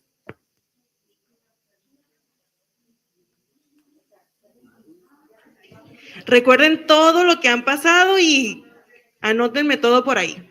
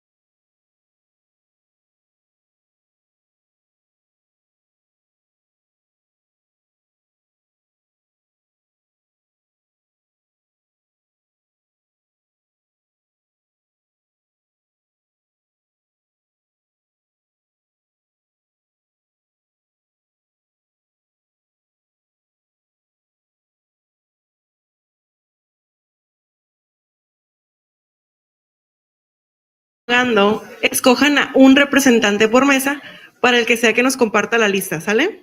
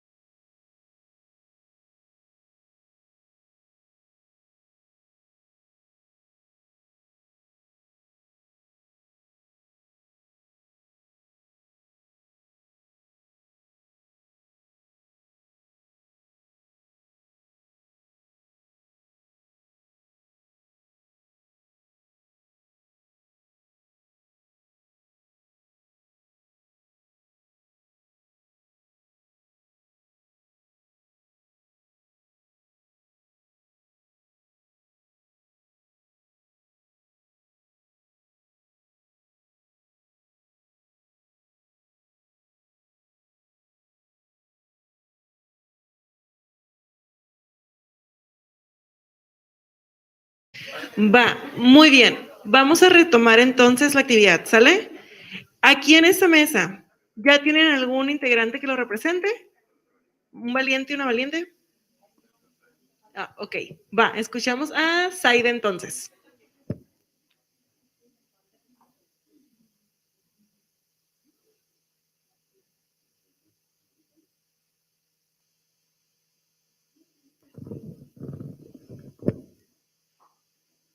Bueno, pues aquí platicando con nuestros compañeros. Aquí platicando, compartiendo con nuestros compañeros, nos dimos cuenta que después de realizar un examen diagnóstico, que es una parte fundamental para nuestra planeación, el diagnóstico nos arroja grupos multiniveles, totalmente, en cualquier grado, tanto en kinder, primaria como en secundaria, nos dimos cuenta que el multinivel es característica. Tenemos alumnos que nunca han tenido contacto con el idioma inglés. Tenemos alumnos que también su primera lengua, su lengua materna ha sido el inglés. Nos enfrentamos ahora con mucho alumno con barreras de aprendizaje, esa es nuestra realidad. Después de pandemia, los hijos de la pandemia, tenemos un alto rezago, en donde yo comentaba que tenemos un alto problema en la lectoescritura, sobre todo, ¿verdad? Entonces, pues que aunado a un idioma ajeno a ellos y con los problemas que ya tienen de rezago en su lengua materna, pues dificulta un poco más el aprendizaje. Y sí, así es. Si bien todo lo que nos mencionan aplique tanto para lo que es el aprendizaje del idioma como en otras materias. Nos estamos enfrentando a un reto enorme con todas las características que ahorita mencionaron. Muchísimas gracias. Vamos para aquel equipo, por favor.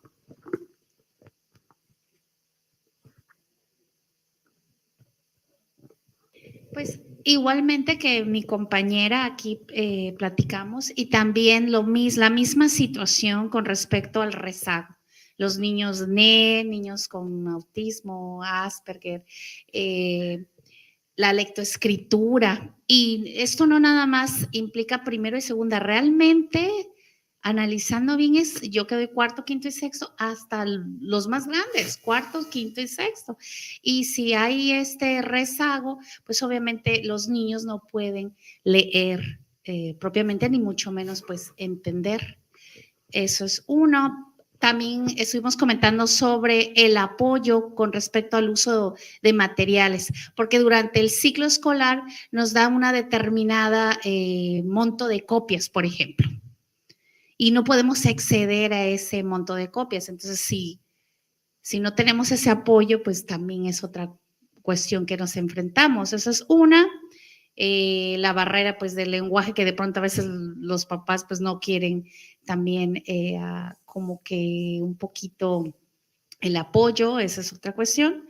Y es todo en general. Gracias. Muchísimas gracias y compartimos aquí con esta mesa. Adelante, Luz, por favor.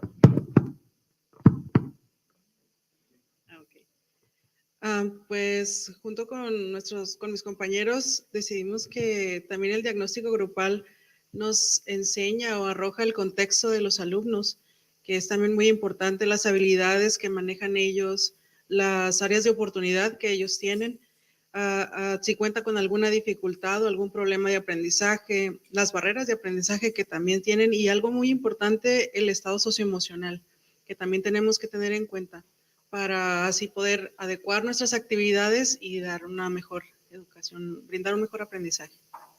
Así es, muchísimas gracias. El equipo de aquí atrás, por favor.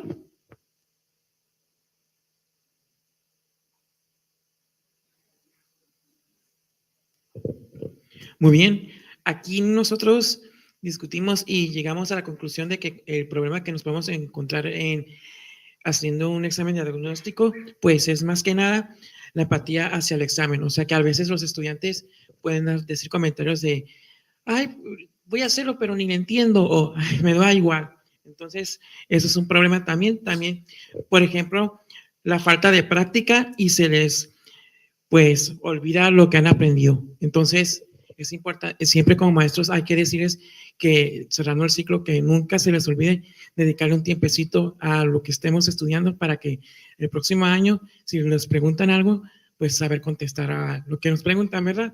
Y también, pues, problemas de spelling, de cómo escribir las palabras, porque, por ejemplo, aunque tú hagas un dictado y les regales la palabra en el pizarrón, aún así la escriben mal, aún regalándoselas. Entonces, también eso conlleva a que ellos también tengan pues falta de seguridad y de confianza en sí mismos, porque a veces llegan los alumnos y dicen, teacher, sí está bien, cuando ellos son los que debieron de haber estudiado y acordarse de cómo se escriben las cosas. Entonces también la falta de seguridad es algo que impide que se realice bien ese tipo de exámenes. Y también, por ejemplo, nos sorprende también que hay alumnos con niveles muy bajos, pero a la vez nos sorprende que haya alumnos con niveles muy altos, que a veces, así como uno como maestro especula, ¿verdad? Y dice, yo creo que les va a costar mucho trabajo, y cuando vemos y trabajamos con ellos, wow, nos sorprendemos porque su nivel de inglés es alto y nunca pensábamos que iban a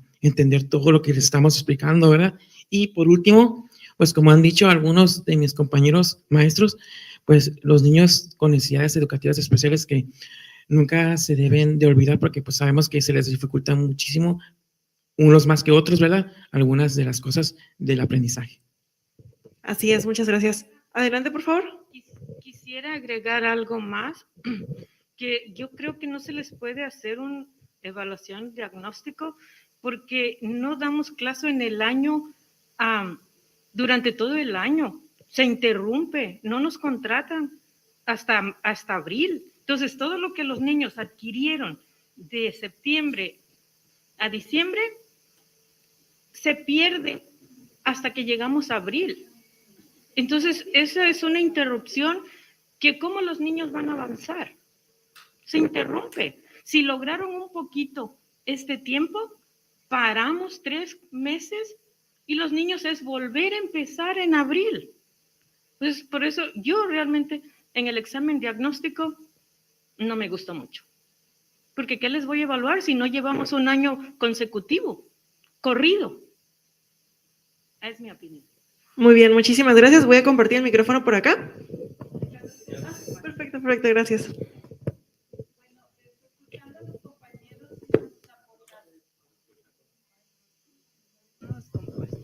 Escuchando las aportaciones de los compañeros, el hacer el examen diagnóstico sí es favorable porque vivimos en un contexto de bilingüismo.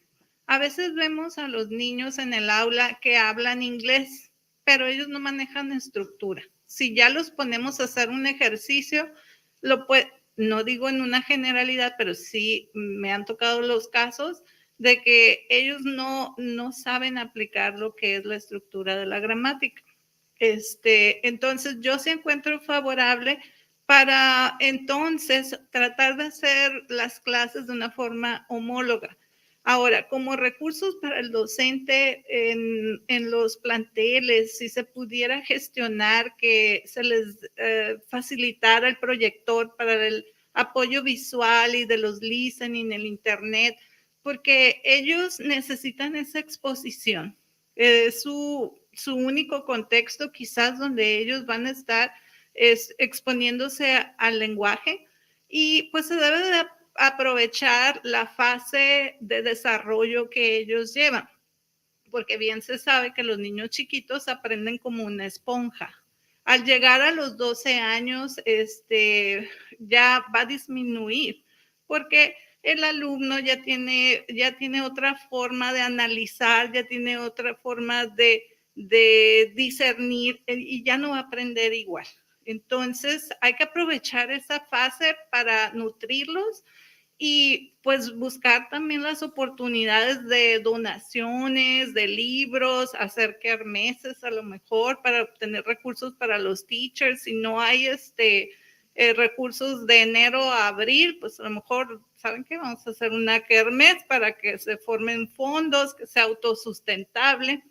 En el aspecto de las copias, sí es muy limitante, pero se podría pensar en hacer un booklet también para los niveles, que cada uno tenga un manual de aprendizaje, los niños, de acuerdo a su nivel, y pues considerar los bloques de enseñanza. Y de esta forma no nada más se toman copias a diestra y siniestra, sino se va a usar conforme a un plan o avance programático. Muy bien, muchísimas gracias. ¿Quería compartir algo? ¿Ya? Ok, muchísimas gracias. Entonces, vamos con la mesa del grupo 2, por favor. Sí, hola, mi nombre es Jordana, soy de Mexicali y mi equipo y yo llegamos a la conclusión que en situaciones que nos podemos encontrar en examen diagnóstico es, como ya mencionaron algunos de mis compañeros, alumnos extranjeros que no saben hablar español ni inglés y a veces uno mismo tiene que recurrir al traductor o actividades extras para poder comunicarnos. Alumnos que vienen de una escuela sin inglés, pero de escuelas donde ya les están dando inglés. Y así, ahí creo que entra mucho lo que mencionó mi compañera, que son las interrupciones. Entonces, creo que retroceden.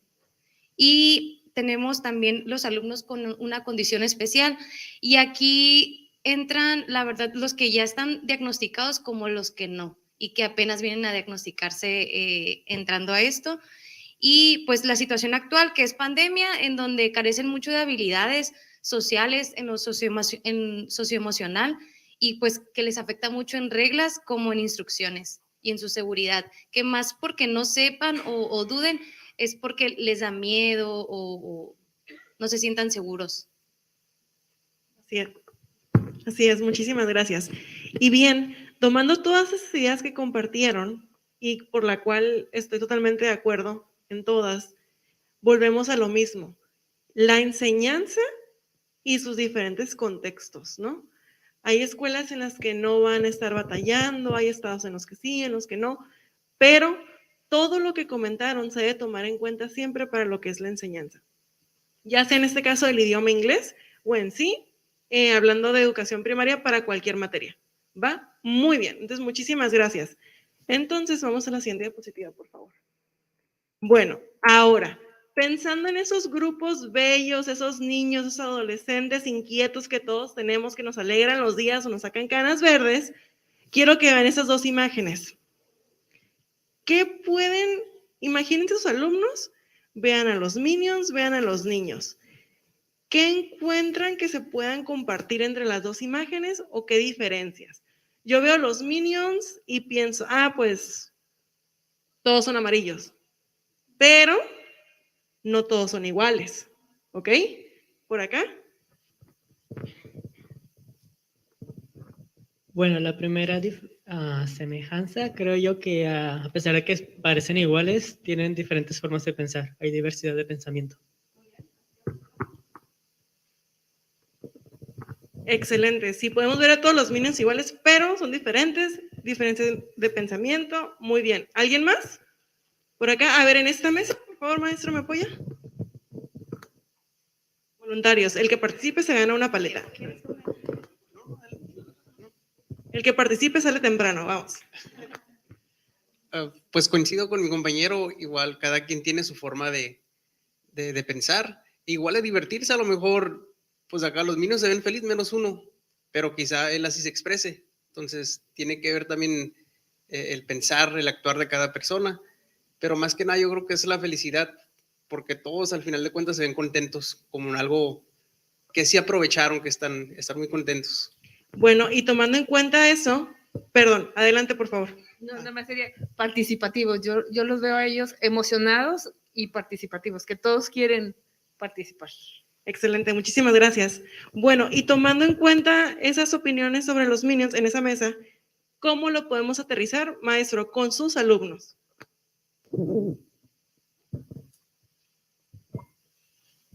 Pues yo creo que buscando la manera de que todos se involucren.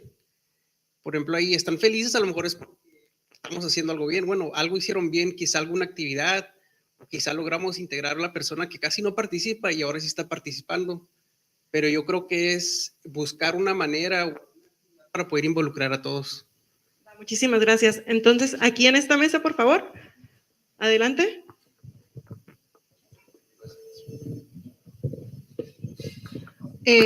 Coincido con el compañero que dice que a lo mejor nosotros los vemos iguales o muy parecidos, pero sabemos que todos tienen una capacidad diferente o un estilo de aprendizaje. Así es. Muy bien, muchísimas gracias. A ver, en la mesa de atrás, por favor. Adelante, tenemos dos participantes.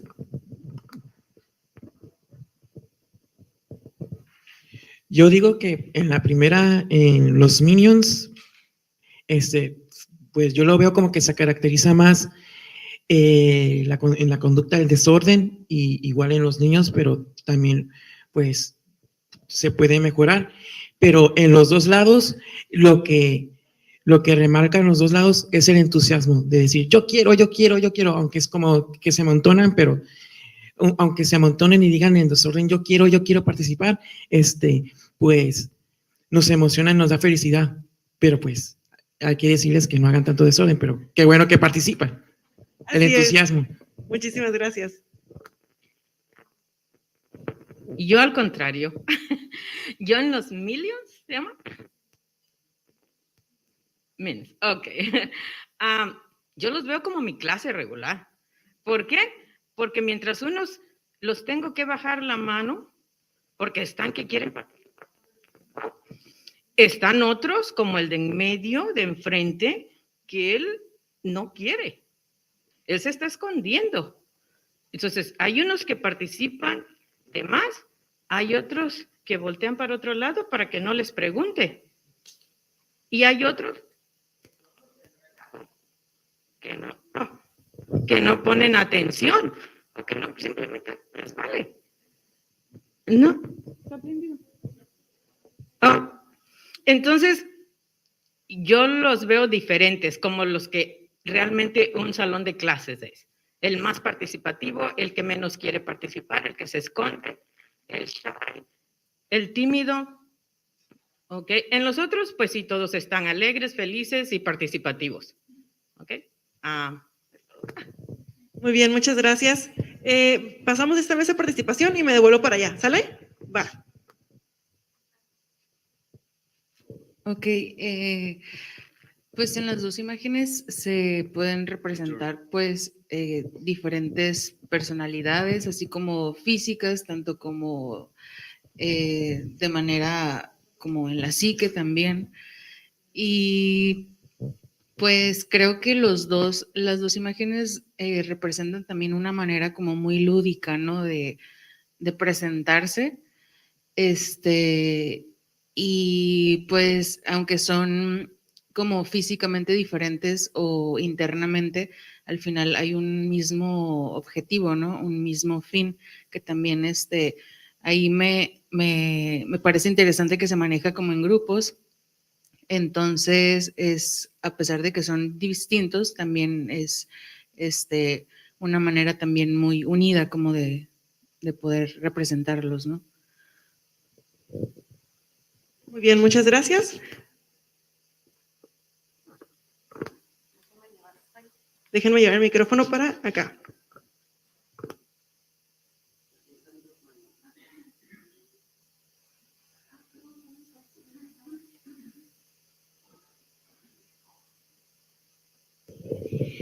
Pues a mí la primera imagen me inspira a mí como docente el ver cada una de las diferentes habilidades emocionales y cognitivas, que tienen mis alumnos y así utilizarlas en una planeación para crear un medio ambiente que ellos se sientan en una gran confianza para entonces ellos se participen, pero con esa alegría, porque en realidad el aprendizaje no puede ser como que tedioso. Ay, no, la de inglés. Ay, por favor, no, quítenme la de aquí, ¿no? Entonces, no, sino es decir, sí, ya viene, vamos a pasarla bien, vamos a aprender. Entonces, pues ahí es lo que a mí me inspira cada una de estas, me hace reflexionar cada una de estas imágenes. Excelente, muchísimas gracias. ¿Por acá? ¿Van a participar? Ah, no, siempre no. ¿Alguien más que quiera participar? Bueno, si bien yo creo que entre todas las opiniones podemos llegar a una sola conclusión. A todos nos llama la atención esas caritas, esos bracitos de contentos, los minions con sus caras, y a quien no le gusta llegar a una clase así, o que al despedir a los alumnos, ya se va el de inglés, y o que ahí viene la teacher, el teacher, y todos emocionados, ¿no? Porque muchísimas veces la clase de inglés es ese break que necesitan los niños, los adolescentes, que respiran, que se divierten, que aprenden, que pueden vacilar con la maestra, con el maestro, pero que se relajan. Entonces, pues qué padre poder llegar a una clase así. ¿A qué voy con todo esto? Para cualquiera de las dos imágenes necesitan a un líder, a un superhéroe que tengan ahí. ¿Y quién va a ser? ¿De quién es esa llama? De nosotros. Y en este caso, de los maestros de inglés. Porque nosotros como maestros de inglés podemos hacerle la diferencia, aunque sean 50 minutos al día, a un niño, a una niña, a un adolescente. Entonces, muchísimas gracias por sus participaciones y qué bueno que identificaron así las imágenes. Vamos a la siguiente diapositiva, por favor. Entonces, esto ya nos lleva a por qué estamos viendo ese tema en español. Vamos a hablar del diagnóstico de las habilidades comunicativas. Llegamos, voy a plantear así la situación. Es mi primer trabajo de maestro de inglés, me asignaron una escuela, estoy en el programa, pero no sé nada. No sé qué puedo tomar en cuenta, no sé cómo voy a evaluar, no sé en qué me voy a basar. Y entonces nos dimos la tarea de investigar acerca de unos documentos que tenemos y que nos pueden guiar. ¿Sale? Siguiente diapositiva, por favor. Siguiente, por favor. Bueno, entonces, lo primero y lo que retomo fue una definición que me gustó y que me encontré de Mejor Edu, Comisión Nacional para la Mejora Continua de la Educación. Si bien no empata y no habla meramente del idioma inglés, pero nos habla de lo que es una evaluación diagnóstica y considero que tiene elementos de los cuales ustedes ya compartieron opiniones. ¿Qué nos dice? Esta evaluación, una evaluación diagnóstica, tiene como propósito proporcionar recursos de apoyo. ¿Para quién? Para los docentes. Es muy importante tomar en cuenta eso. Una evaluación diagnóstica es un apoyo para los docentes, ¿sale? Dice que es para obtener información acerca de los aprendizajes de los alumnos, para conocer el aprendizaje de mis alumnos, para darme una idea de lo que los alumnos ya traen con ellos, ¿va? Y dice también que este diagnóstico permitirá identificar necesidades particulares de las y los estudiantes y definir estrategias de apoyo. ¿Qué hace el docente ya que tiene el diagnóstico? Por aquí, me parece que fue en esta mesa del grupo 2, que dijeron enriquecer la planeación o estrategias de enseñanza. Precisamente eso nos apoya a hacer un examen diagnóstico, ¿va? Siguiente diapositiva, por favor. ¿Ok? Dice que una evaluación diagnóstica está orientada a proporcionar retroalimentación descriptiva para el docente y saber cómo apoyar mejor a los estudiantes. Por último, la prioridad es que el docente enriquezca su planeación didáctica y sus estrategias pedagógicas para apoyar el aprendizaje de las y los estudiantes. Que si bien toda esa información se puede rescatar con las opiniones que ustedes estuvieron compartiendo. ¿Sale? Muchísimas gracias. Siguiente diapositiva, por favor. Entonces, ¿en qué documento, si yo, Paola, es mi primer trabajo, sé inglés, pero no he dado clases, me puedo basar? Bueno, tenemos los siguientes. La Estrategia Nacional de Inglés del 2017. Esa estrategia nos marca los niveles de dominio y también nos establece los ciclos acorde al nivel de dominio que deberíamos tener, que podemos llegar. ¿Va? Siguiente, por favor. Esa misma estrategia nos marca también el descriptor del ciclo y el nivel. Siguiente, por favor. Seguimos con la estrategia. Aquí si viene la estrategia, nos marca ciclo 1, preescolar, primero y segundo de primaria, ciclo 2, tercero y cuarto, ciclo 3, quinto y sexto, cuarto ciclo, primero y segundo y tercero, que son como vamos a estar trabajando el día de mañana también. ¿Va? Siguiente, por favor. De ahí, algo que me encontré y me gustó mucho fue aprendizajes clave. Aprendizajes clave en la parte de lengua extranjera, inglés, educación básica, tiene la notificación de los aprendizajes esperados. Entonces, nos divide en los campos formativos, nos da los aprendizajes esperados según cada ciclo y según cada grado que está. Muy completo. Eso solamente son unas imágenes de todas las páginas en las que ustedes pueden encontrarlo. ¿Va? Siguiente, por favor. Bueno, aquí estamos hablando del ciclo 3, me parece. Siguiente. Entonces, ahora sí viene la hora de trabajar. Trabajar para podernos ir a lonchar y que todos estemos a gusto. No. Ok, les vamos a repartir una hoja de rotafolio por equipo. Tomando en cuenta sus opiniones, sus ideas, su conocimiento, su experiencia para enriquecer esto, vamos a crear un cuadro como este. Lo vamos a dividir en las 4 habilidades: reading, writing, listening, speaking. Entonces, aquí viene la pregunta. ¿Qué actividades, estrategias puedo utilizar para evaluar las habilidades comunicativas en un examen diagnóstico? Yo, al momento de crear un examen diagnóstico, en mi experiencia, los que he hecho, ¿cómo evalúo el speaking, el reading, el writing, el listening? Si estoy en kinder y no puedo evaluar uno u otro, no pasa nada. El chiste es llenarnos de ideas en su experiencia. ¿Sale? ¿Cuánto tiempo necesitamos para este cuadro? 20 minutos, ¿les parece? ¿Sí? Va, vamos a tomarnos 20 minutos y lo vamos a compartir entre todos. ¿Sale? Cualquier material que necesiten, por favor, avísenos para auxiliarlos. Muchas gracias.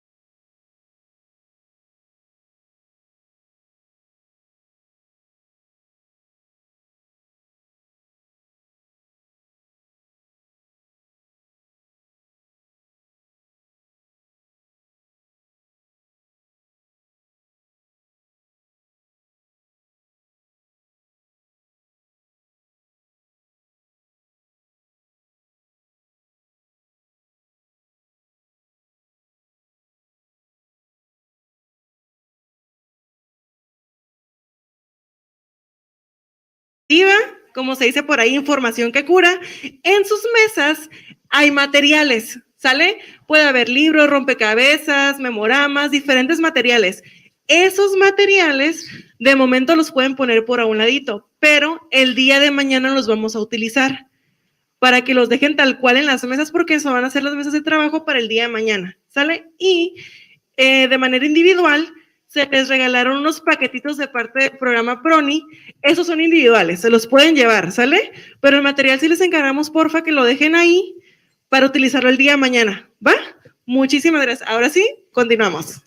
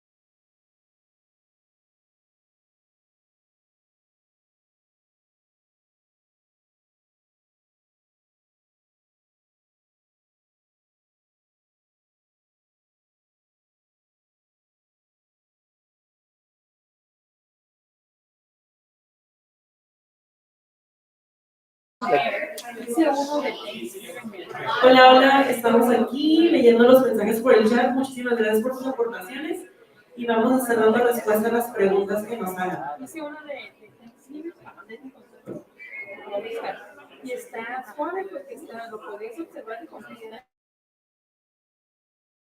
Mensaje de Viviana Quintero que dice: Reading and Writing, ordenar una historia o cuento que se encuentre desordenado. Muy bien. Listening and Speaking, ya que ahora una historia lo pueden leer en voz alta y contestar preguntas sacadas de ella. Así es. Y así podemos checar también la comprensión del programa. Muy bien, muchísimas gracias. Judith, muchas gracias por estar ahí realizando las actividades. Esperemos que sean de su agrado y les deje un buen aprendizaje.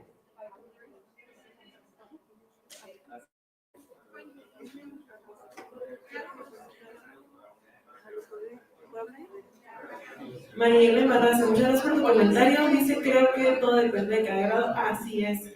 Con los alumnos de primero, reading una palabra, los colores o los números. Con los de segundo, con ellos avanzando mucho, reading and writing, frases un poco más utilizando un tema. Así es. Recuerden que lo más importante es que tenemos que checar el grado en el que están, el nivel que tienen, los aprendizajes esperados. Los que no tienen aprendizaje esperado también podemos utilizar lo que es el material que nos proporcionen los libros y adecuarlo al nivel que representan sus alumnos de su dominio de inglés. ¿Sale? Excelente. Muchísimas gracias por sus comentarios. Sigo con Judith. Dice: reading, seleccionar una lectura robada donde los alumnos participen. Muy bien. Writing, hacer un resumen de la misma. Listening, escuchar los audios. Speaking, que los alumnos realicen 3 preguntas de la lectura. Así es, perfecto. Siempre checando el aprendizaje. Muy bien. Me agrada, Judith. Muchísimas gracias. Muchísimas gracias a todos los que nos están siguiendo por YouTube. Es un placer poder ayudarles, poder compartirles un poco de nuestra experiencia y sobre todo que los compañeros con los que estamos trabajando puedan enriquecer también su práctica docente, porque al final de cuentas se trata de esto, de aprender los unos de los otros y mejorar para poder impactar a nuestros alumnos. Muchísimas gracias.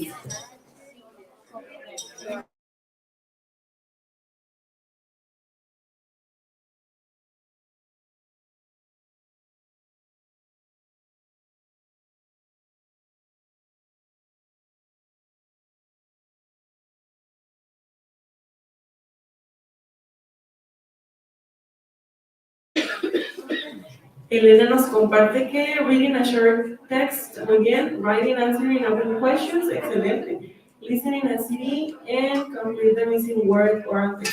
Así es, este tipo de actividades yo creo que depende del nivel, lo podemos aplicar desde cuarto de primaria, depende del nivel que tengan los alumnos, cuarto y sexto, y muy probable para secundaria. Muy bien, Elena, muchísimas gracias por compartirnos.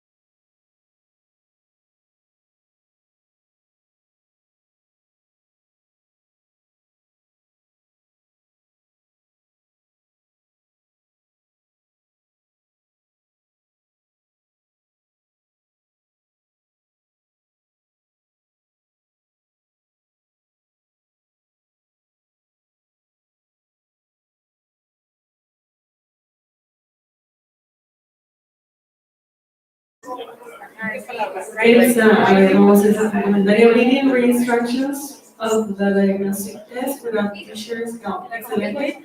Muy bien, eso podemos identificar también fluidez, pronunciación, todo eso. Muchísimas gracias. Y Elena, thank you. No, thank you, Elena, for participating.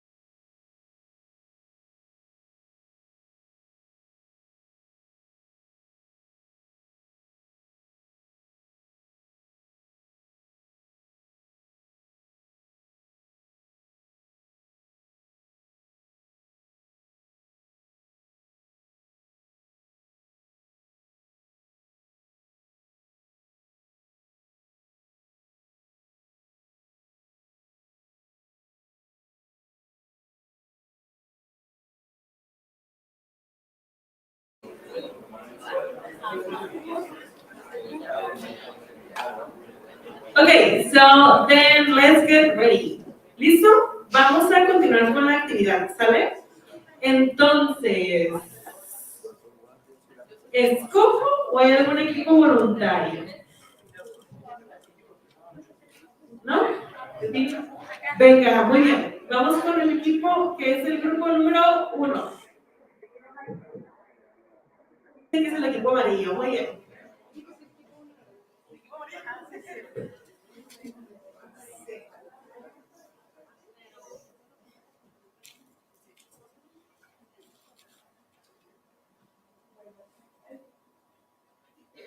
Buenos días. Ok, nosotros pues, somos el equipo número 1 y a la conclusión que nosotros llegamos para poder evaluar a nuestros alumnos, utilizamos en la habilidad de reading, utilizamos historias cortas en las cuales pues se engloban las preguntas de comprensión. También tenemos las preguntas de true and false, que igual pues, podemos utilizar con las pequeñas historias. En writing, utilizamos fill in the blanks, dictation, and self-description, que algunas de estas las podemos utilizar igual para listening. Por ejemplo, en la descripción de sí mismos, donde los niños dan información corta, a lo mejor información básica, pero ellos ahí se sienten cómodos con ese tema, empiezan a desarrollar a lo mejor oraciones pequeñas y poquito a poco pues se va aumentando el nivel del inglés de niños. En listening pusimos follow instructions, dictation, short stories, specific questions y audios. Pues los audios que manejamos a veces con los libros vienen un poquito complicados y en ocasiones hay otros que son un poquito más básicos, pues nada más algunas preguntas, ¿verdad? No tan complicadas de acuerdo al nivel del niño. Y finalmente, speaking, tenemos el self-introduction, el concurso también del Spelling Bee. Let's talk about, y les damos un tema en específico, ya sea de rutinas diarias, ya sea a lo mejor de lo que hicieron en vacaciones, dependiendo ya también de, podría decirse, el tiempo de hora que se esté manejando en el momento. Descriptions, pues es lo mismo que utilizamos en self-introduction, es meramente lo mismo, donde el niño se va a ir describiendo, va a ir describiendo a sus compañeros, o puede ser algún tipo de descripción acerca de los objetos del salón de clases, pues vocabulario meramente básico que les ayude a ir reforzando. Y pues por nuestra parte es todo, no sé si tengan alguna pregunta. Gracias.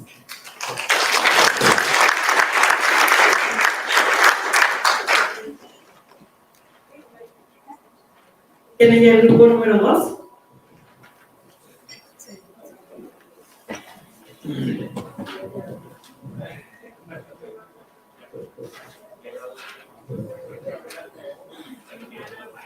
Ok.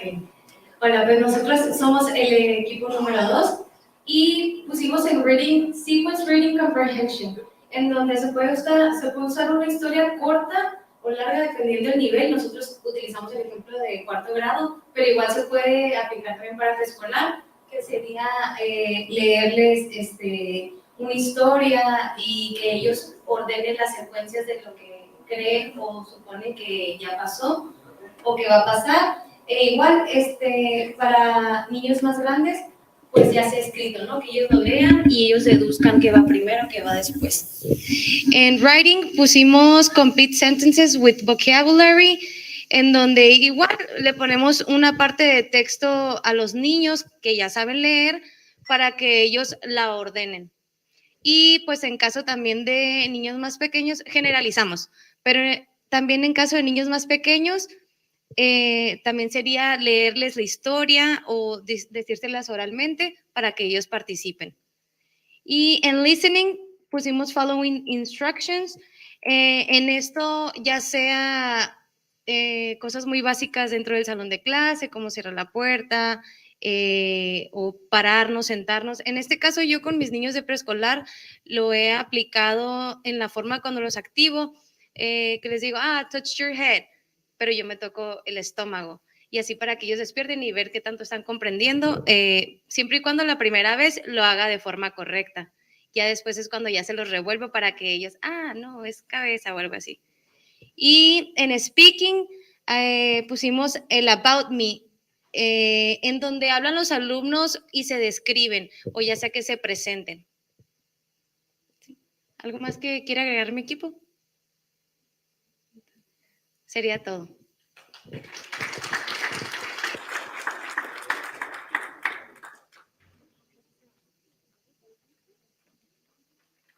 Okay, now let's have the group number 3.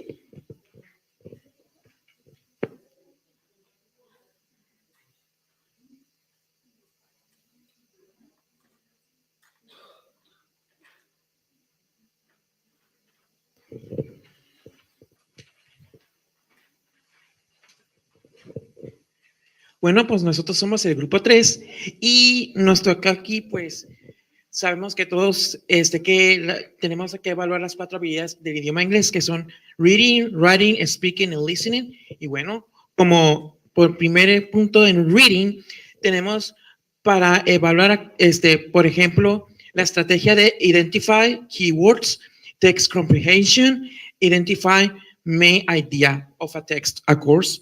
And in writing, we have the strategy of write a tale with pictures describing something you did during your break, vacation, etc. And for speaking, we have the role play. It's very important to do a role play so we can analyze and observe how the students are evolving in their speaking ability. And also the interview is very important so we can, so that the students, can trust the teacher in order to be motivated,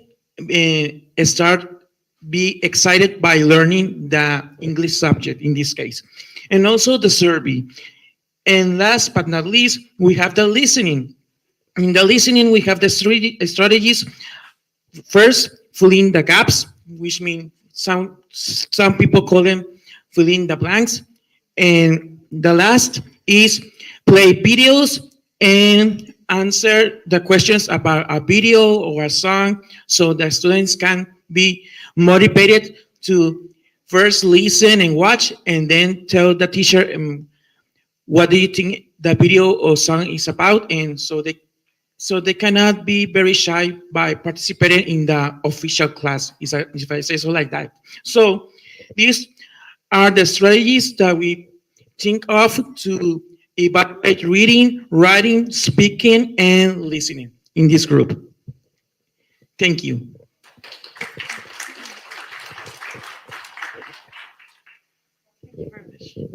Okay, group number 4, ready?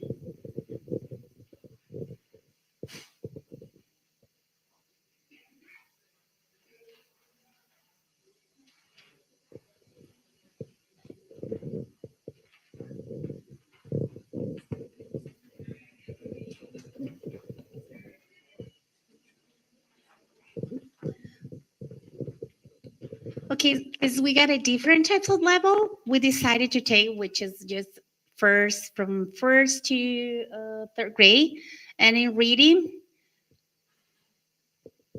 we agree with matching images and words for little ones like kindergartens and first graders. That will be really good.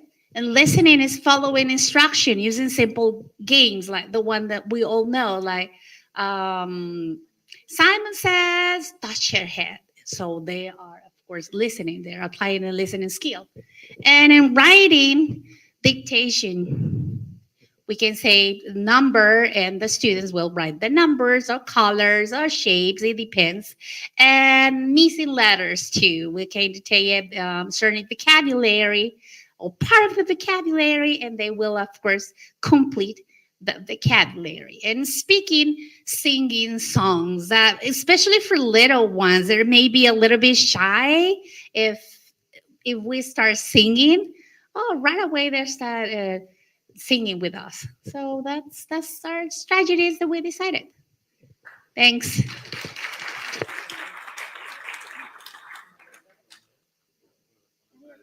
And group number 5.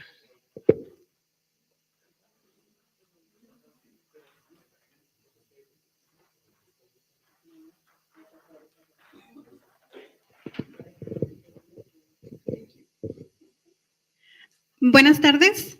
Nosotros somos el equipo el grupo 5. Y bueno, algo en general que nosotros pudimos darnos cuenta es que muchas de las actividades incluyen las 4 habilidades. Entonces vamos a compartir algunas de ellas. En reading pusimos la de comprensión lectora, que pues podemos poner un cuento y que ellos después unas preguntitas para que ellos puedan darle respuesta a las preguntas. Lectura en voz alta, lectura robada, sobre algún cuento sencillo. Ordenar la secuencia de un cuento en orden lógico, un cuento sencillo, para que ellos puedan organizar pues el inicio, el desarrollo y el cierre.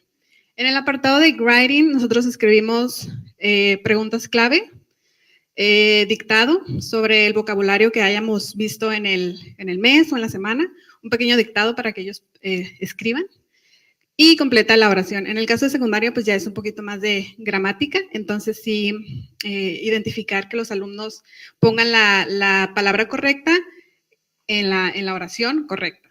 En el caso de listening, pusimos la opción de dar la estrategia de dar instrucciones, escuchar una conversación y responder las preguntas, identificar palabras en una canción. Ya sea que nosotros les demos la copia de la canción, que ellos escuchen y que ellos encierren o completen las partes faltantes en la canción.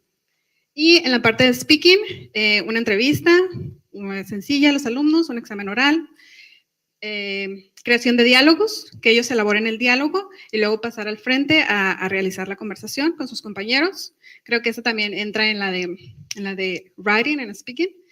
Descripción de imágenes, como lo hacía nuestra conductora del taller, que puso ahí a los mediums, que puso también a los alumnos. Creo que los alumnos también pueden realizar este tipo de actividades, describiendo qué es lo que está pasando en las imágenes que estamos proyectando, ya sea también con flashcards o con ayuda del proyector.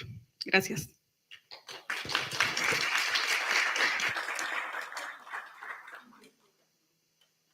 Muy bien. ¿Alguien que quiera hacer alguna aportación, algún comentario, escuchando a los equipos que hayan recordado algo que quieran complementar? No se amontonen tampoco, ¿no? Ok. Bueno, vamos a dejar, me gustaría dar unos 2 minutos. Yo creo que todas las aportaciones y las ideas que nos compartieron son muy importantes. Entonces, tal vez al escucharlos no se nos quedan, pero me gustaría que se sintieran con la confianza, por ejemplo, si alguien de esta mesa quisiera recorrer las mesas y tomarle foto al rotafolio de los otros equipos, adelante para así compartirnos las ideas. Vamos a dar unos 2, 3 minutitos en lo que realizan eso y continuamos, ¿sale? Va.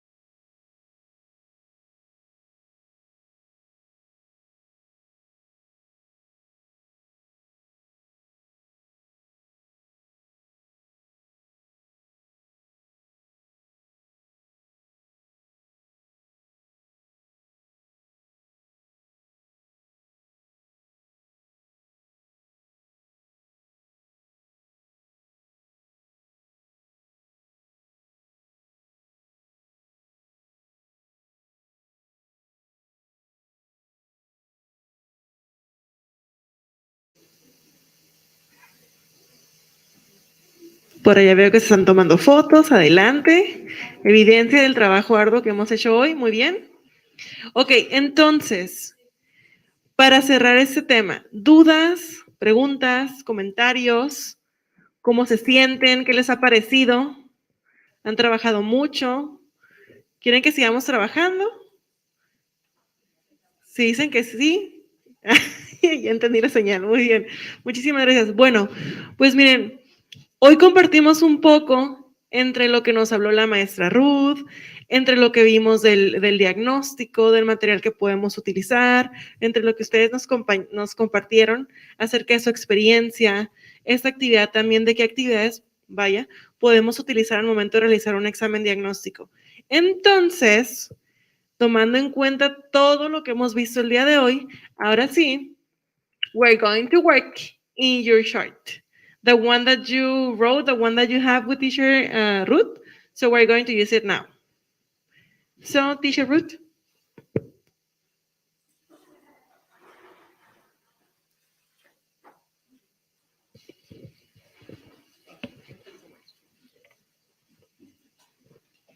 Thank you. So, do you still have your chart?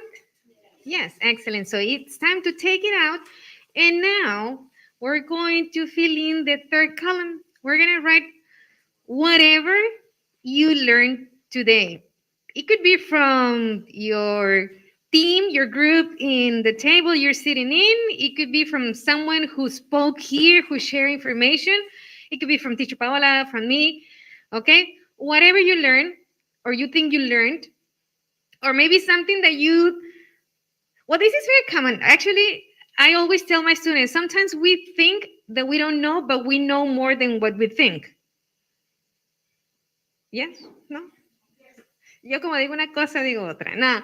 Yes, it's because it's when you ask them something in English and they say, teacher, es que no sé inglés. And later on they say, in Facebook, teacher, es que me ghosteó. You know English, you're using English. And sometimes we think we don't know, but we know. So just as I told you at the beginning, you're just going to write like keywords in bullets, not complete sentences, not complete paragraph, not an essay, but just little things that you learned today.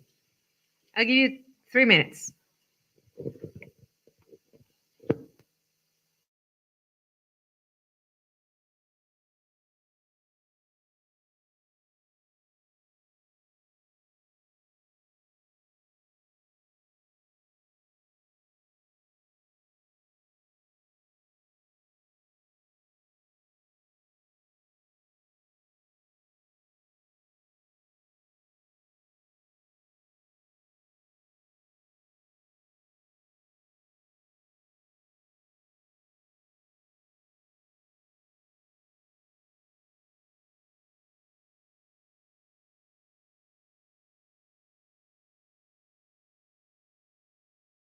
That you think you learned today? I guess, yes, there will be a break in just a moment.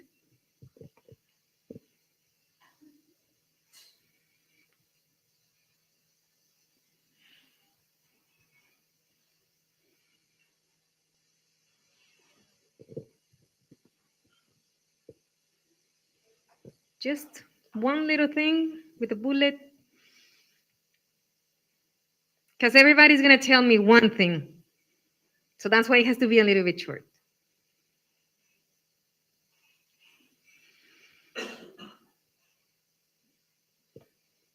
Okay. Raise your hand if you are ready.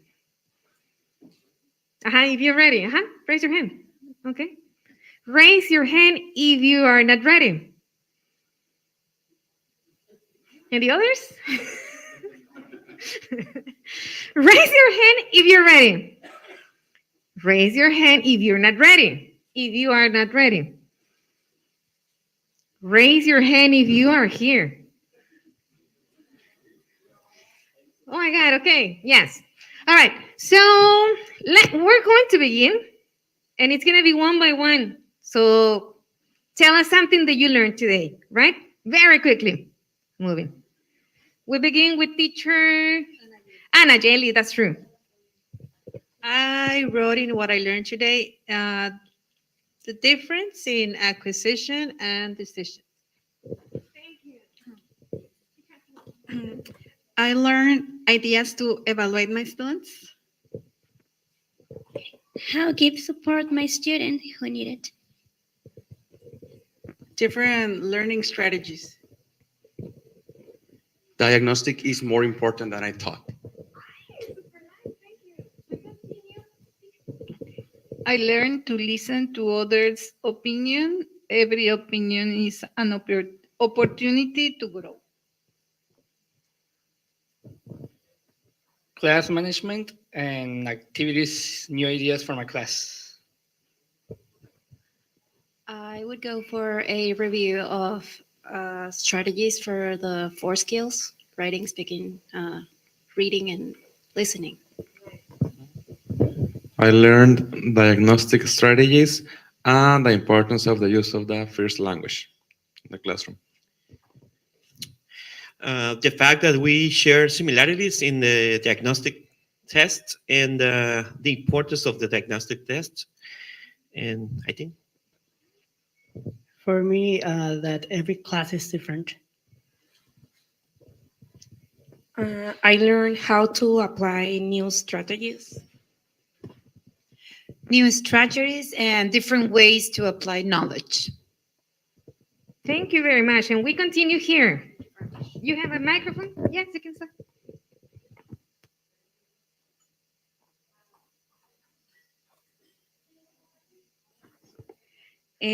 Another is strategies and forms of teaching.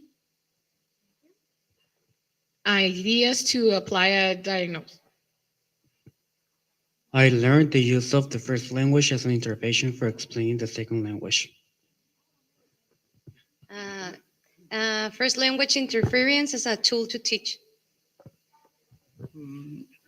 All the ways we have to evaluate our students. Social interaction and new ways to do a evaluation or diagnostic. The differences in learning the first and second language and strategies to evaluate the 4 abilities. Thank you very much. Some activities to do in a diagnostic test. The importance of diagnostic test and different diagnostic activities. Ways of evaluations. The difficulties that my colleagues face when they make a diagnostic exam and the similarities between each other as teachers. I have learned some ideas from my colleagues to apply in class. I learned that every teacher has their own style and strategies. I like the strategy describing a picture.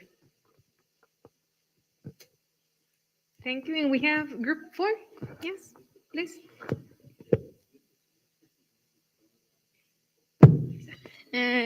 That using Spanish in classes isn't bad. Same stuff. Using Spanish in teaching process is not that bad. Actually, it's a good tool. New strategies that I can apply to do and I know in my classroom. The import using the different strategies according to the way of learning of my students. And what other? I think it's quite a bit. Yeah. Using Spanish in classroom is a really helpful tool. It's the same. L1 is not too bad in classroom. Different strategies to apply. Diagnostic test. I learned new techniques to apply during a diagnostic test, and the problems that each teacher encounters at the moment at a planning test. To not forget the native language in the classroom and acquisition versus learning. And using Spanish is important for the kids. I guess we finished, right? Thank you very much. So just to finish, I really appreciate you guys to be here today. Because now, I don't know, but I feel like everybody's learning from everybody here. And what are you going to do next time you have a problem? Sometimes we think like we are the only ones with the problem. Oh, my students are not learning. My students are not paying attention to me. They are bored in my class. And we are afraid. We have to be working together. Everybody together so we can help one another. Maybe another colleague is living the same situation with their students and we don't know. So we need to be open. This is what teachers need. We need to be open and we need to be humble and accept when we need help, right? So it's like when we have, and this is also about sharing, when we have a good strategy, a good idea, it's always nice to share it with someone, right? You don't know when someone is looking for help, but is not saying anything, right? And I remember that I read a book that said that in the past, people like people with secrets of success used to keep their secrets, and then they died, and their secrets went with them, right? Nowadays it's different. If you are great teachers, you need to share what you know so everybody knows that you're a great teacher and you can help others. It's not the same as years ago. We need to be, I forgot the word, but we need to be different. We are a community, and I think the community of English language teachers is a very nice community. So we always can count, and this is for sure, we can count one on another. So I really appreciate you being here. I thank you for being such nice audience. You are very participative and very proactive. So I don't know if there's something. Yes, of course, the eating. Yes. So I guess today we're gonna stay for a while here. We're gonna start here. We're gonna eat here. Okay. Well, we're gonna stop our workshop for today, and tomorrow we will continue. But don't go because now the food is coming. Right? Thank you so much.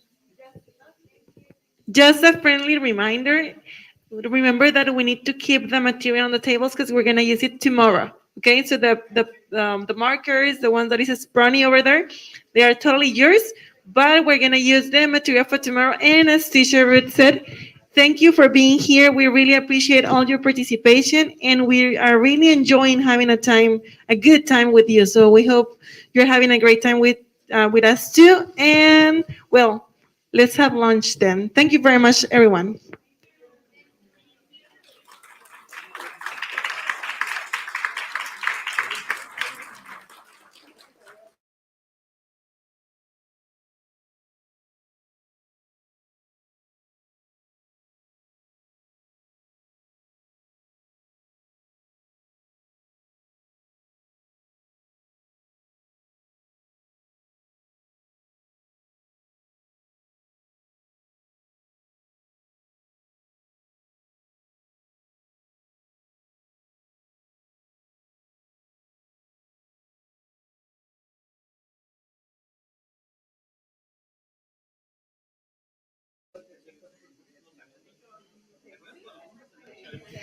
Okay, Judith. Oh no, Ana Teresa, sorry. Using the L1 according to the situation. Excellent. Thank you very much.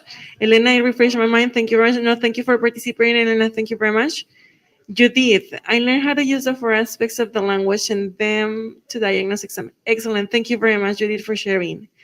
Norma, I refreshed my mind about it. Excellent job. No, Norma, thank you very much for having everything in your mind. So I'm pretty sure that you can apply everything. Thank you.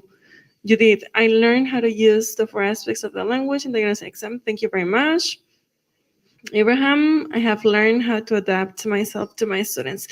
That's something as teachers we have to do, and we have to remind ourselves every day. So that's the most important part. Daniela, I learned more strategies to apply diagnosis text. Excellent, Daniela. Thank you very much. Great strategies. Thank you, Dinora. Soledad, I learned about check the four skills knowledge in my students and how important it is to include them in diagnostics tests. Exactly.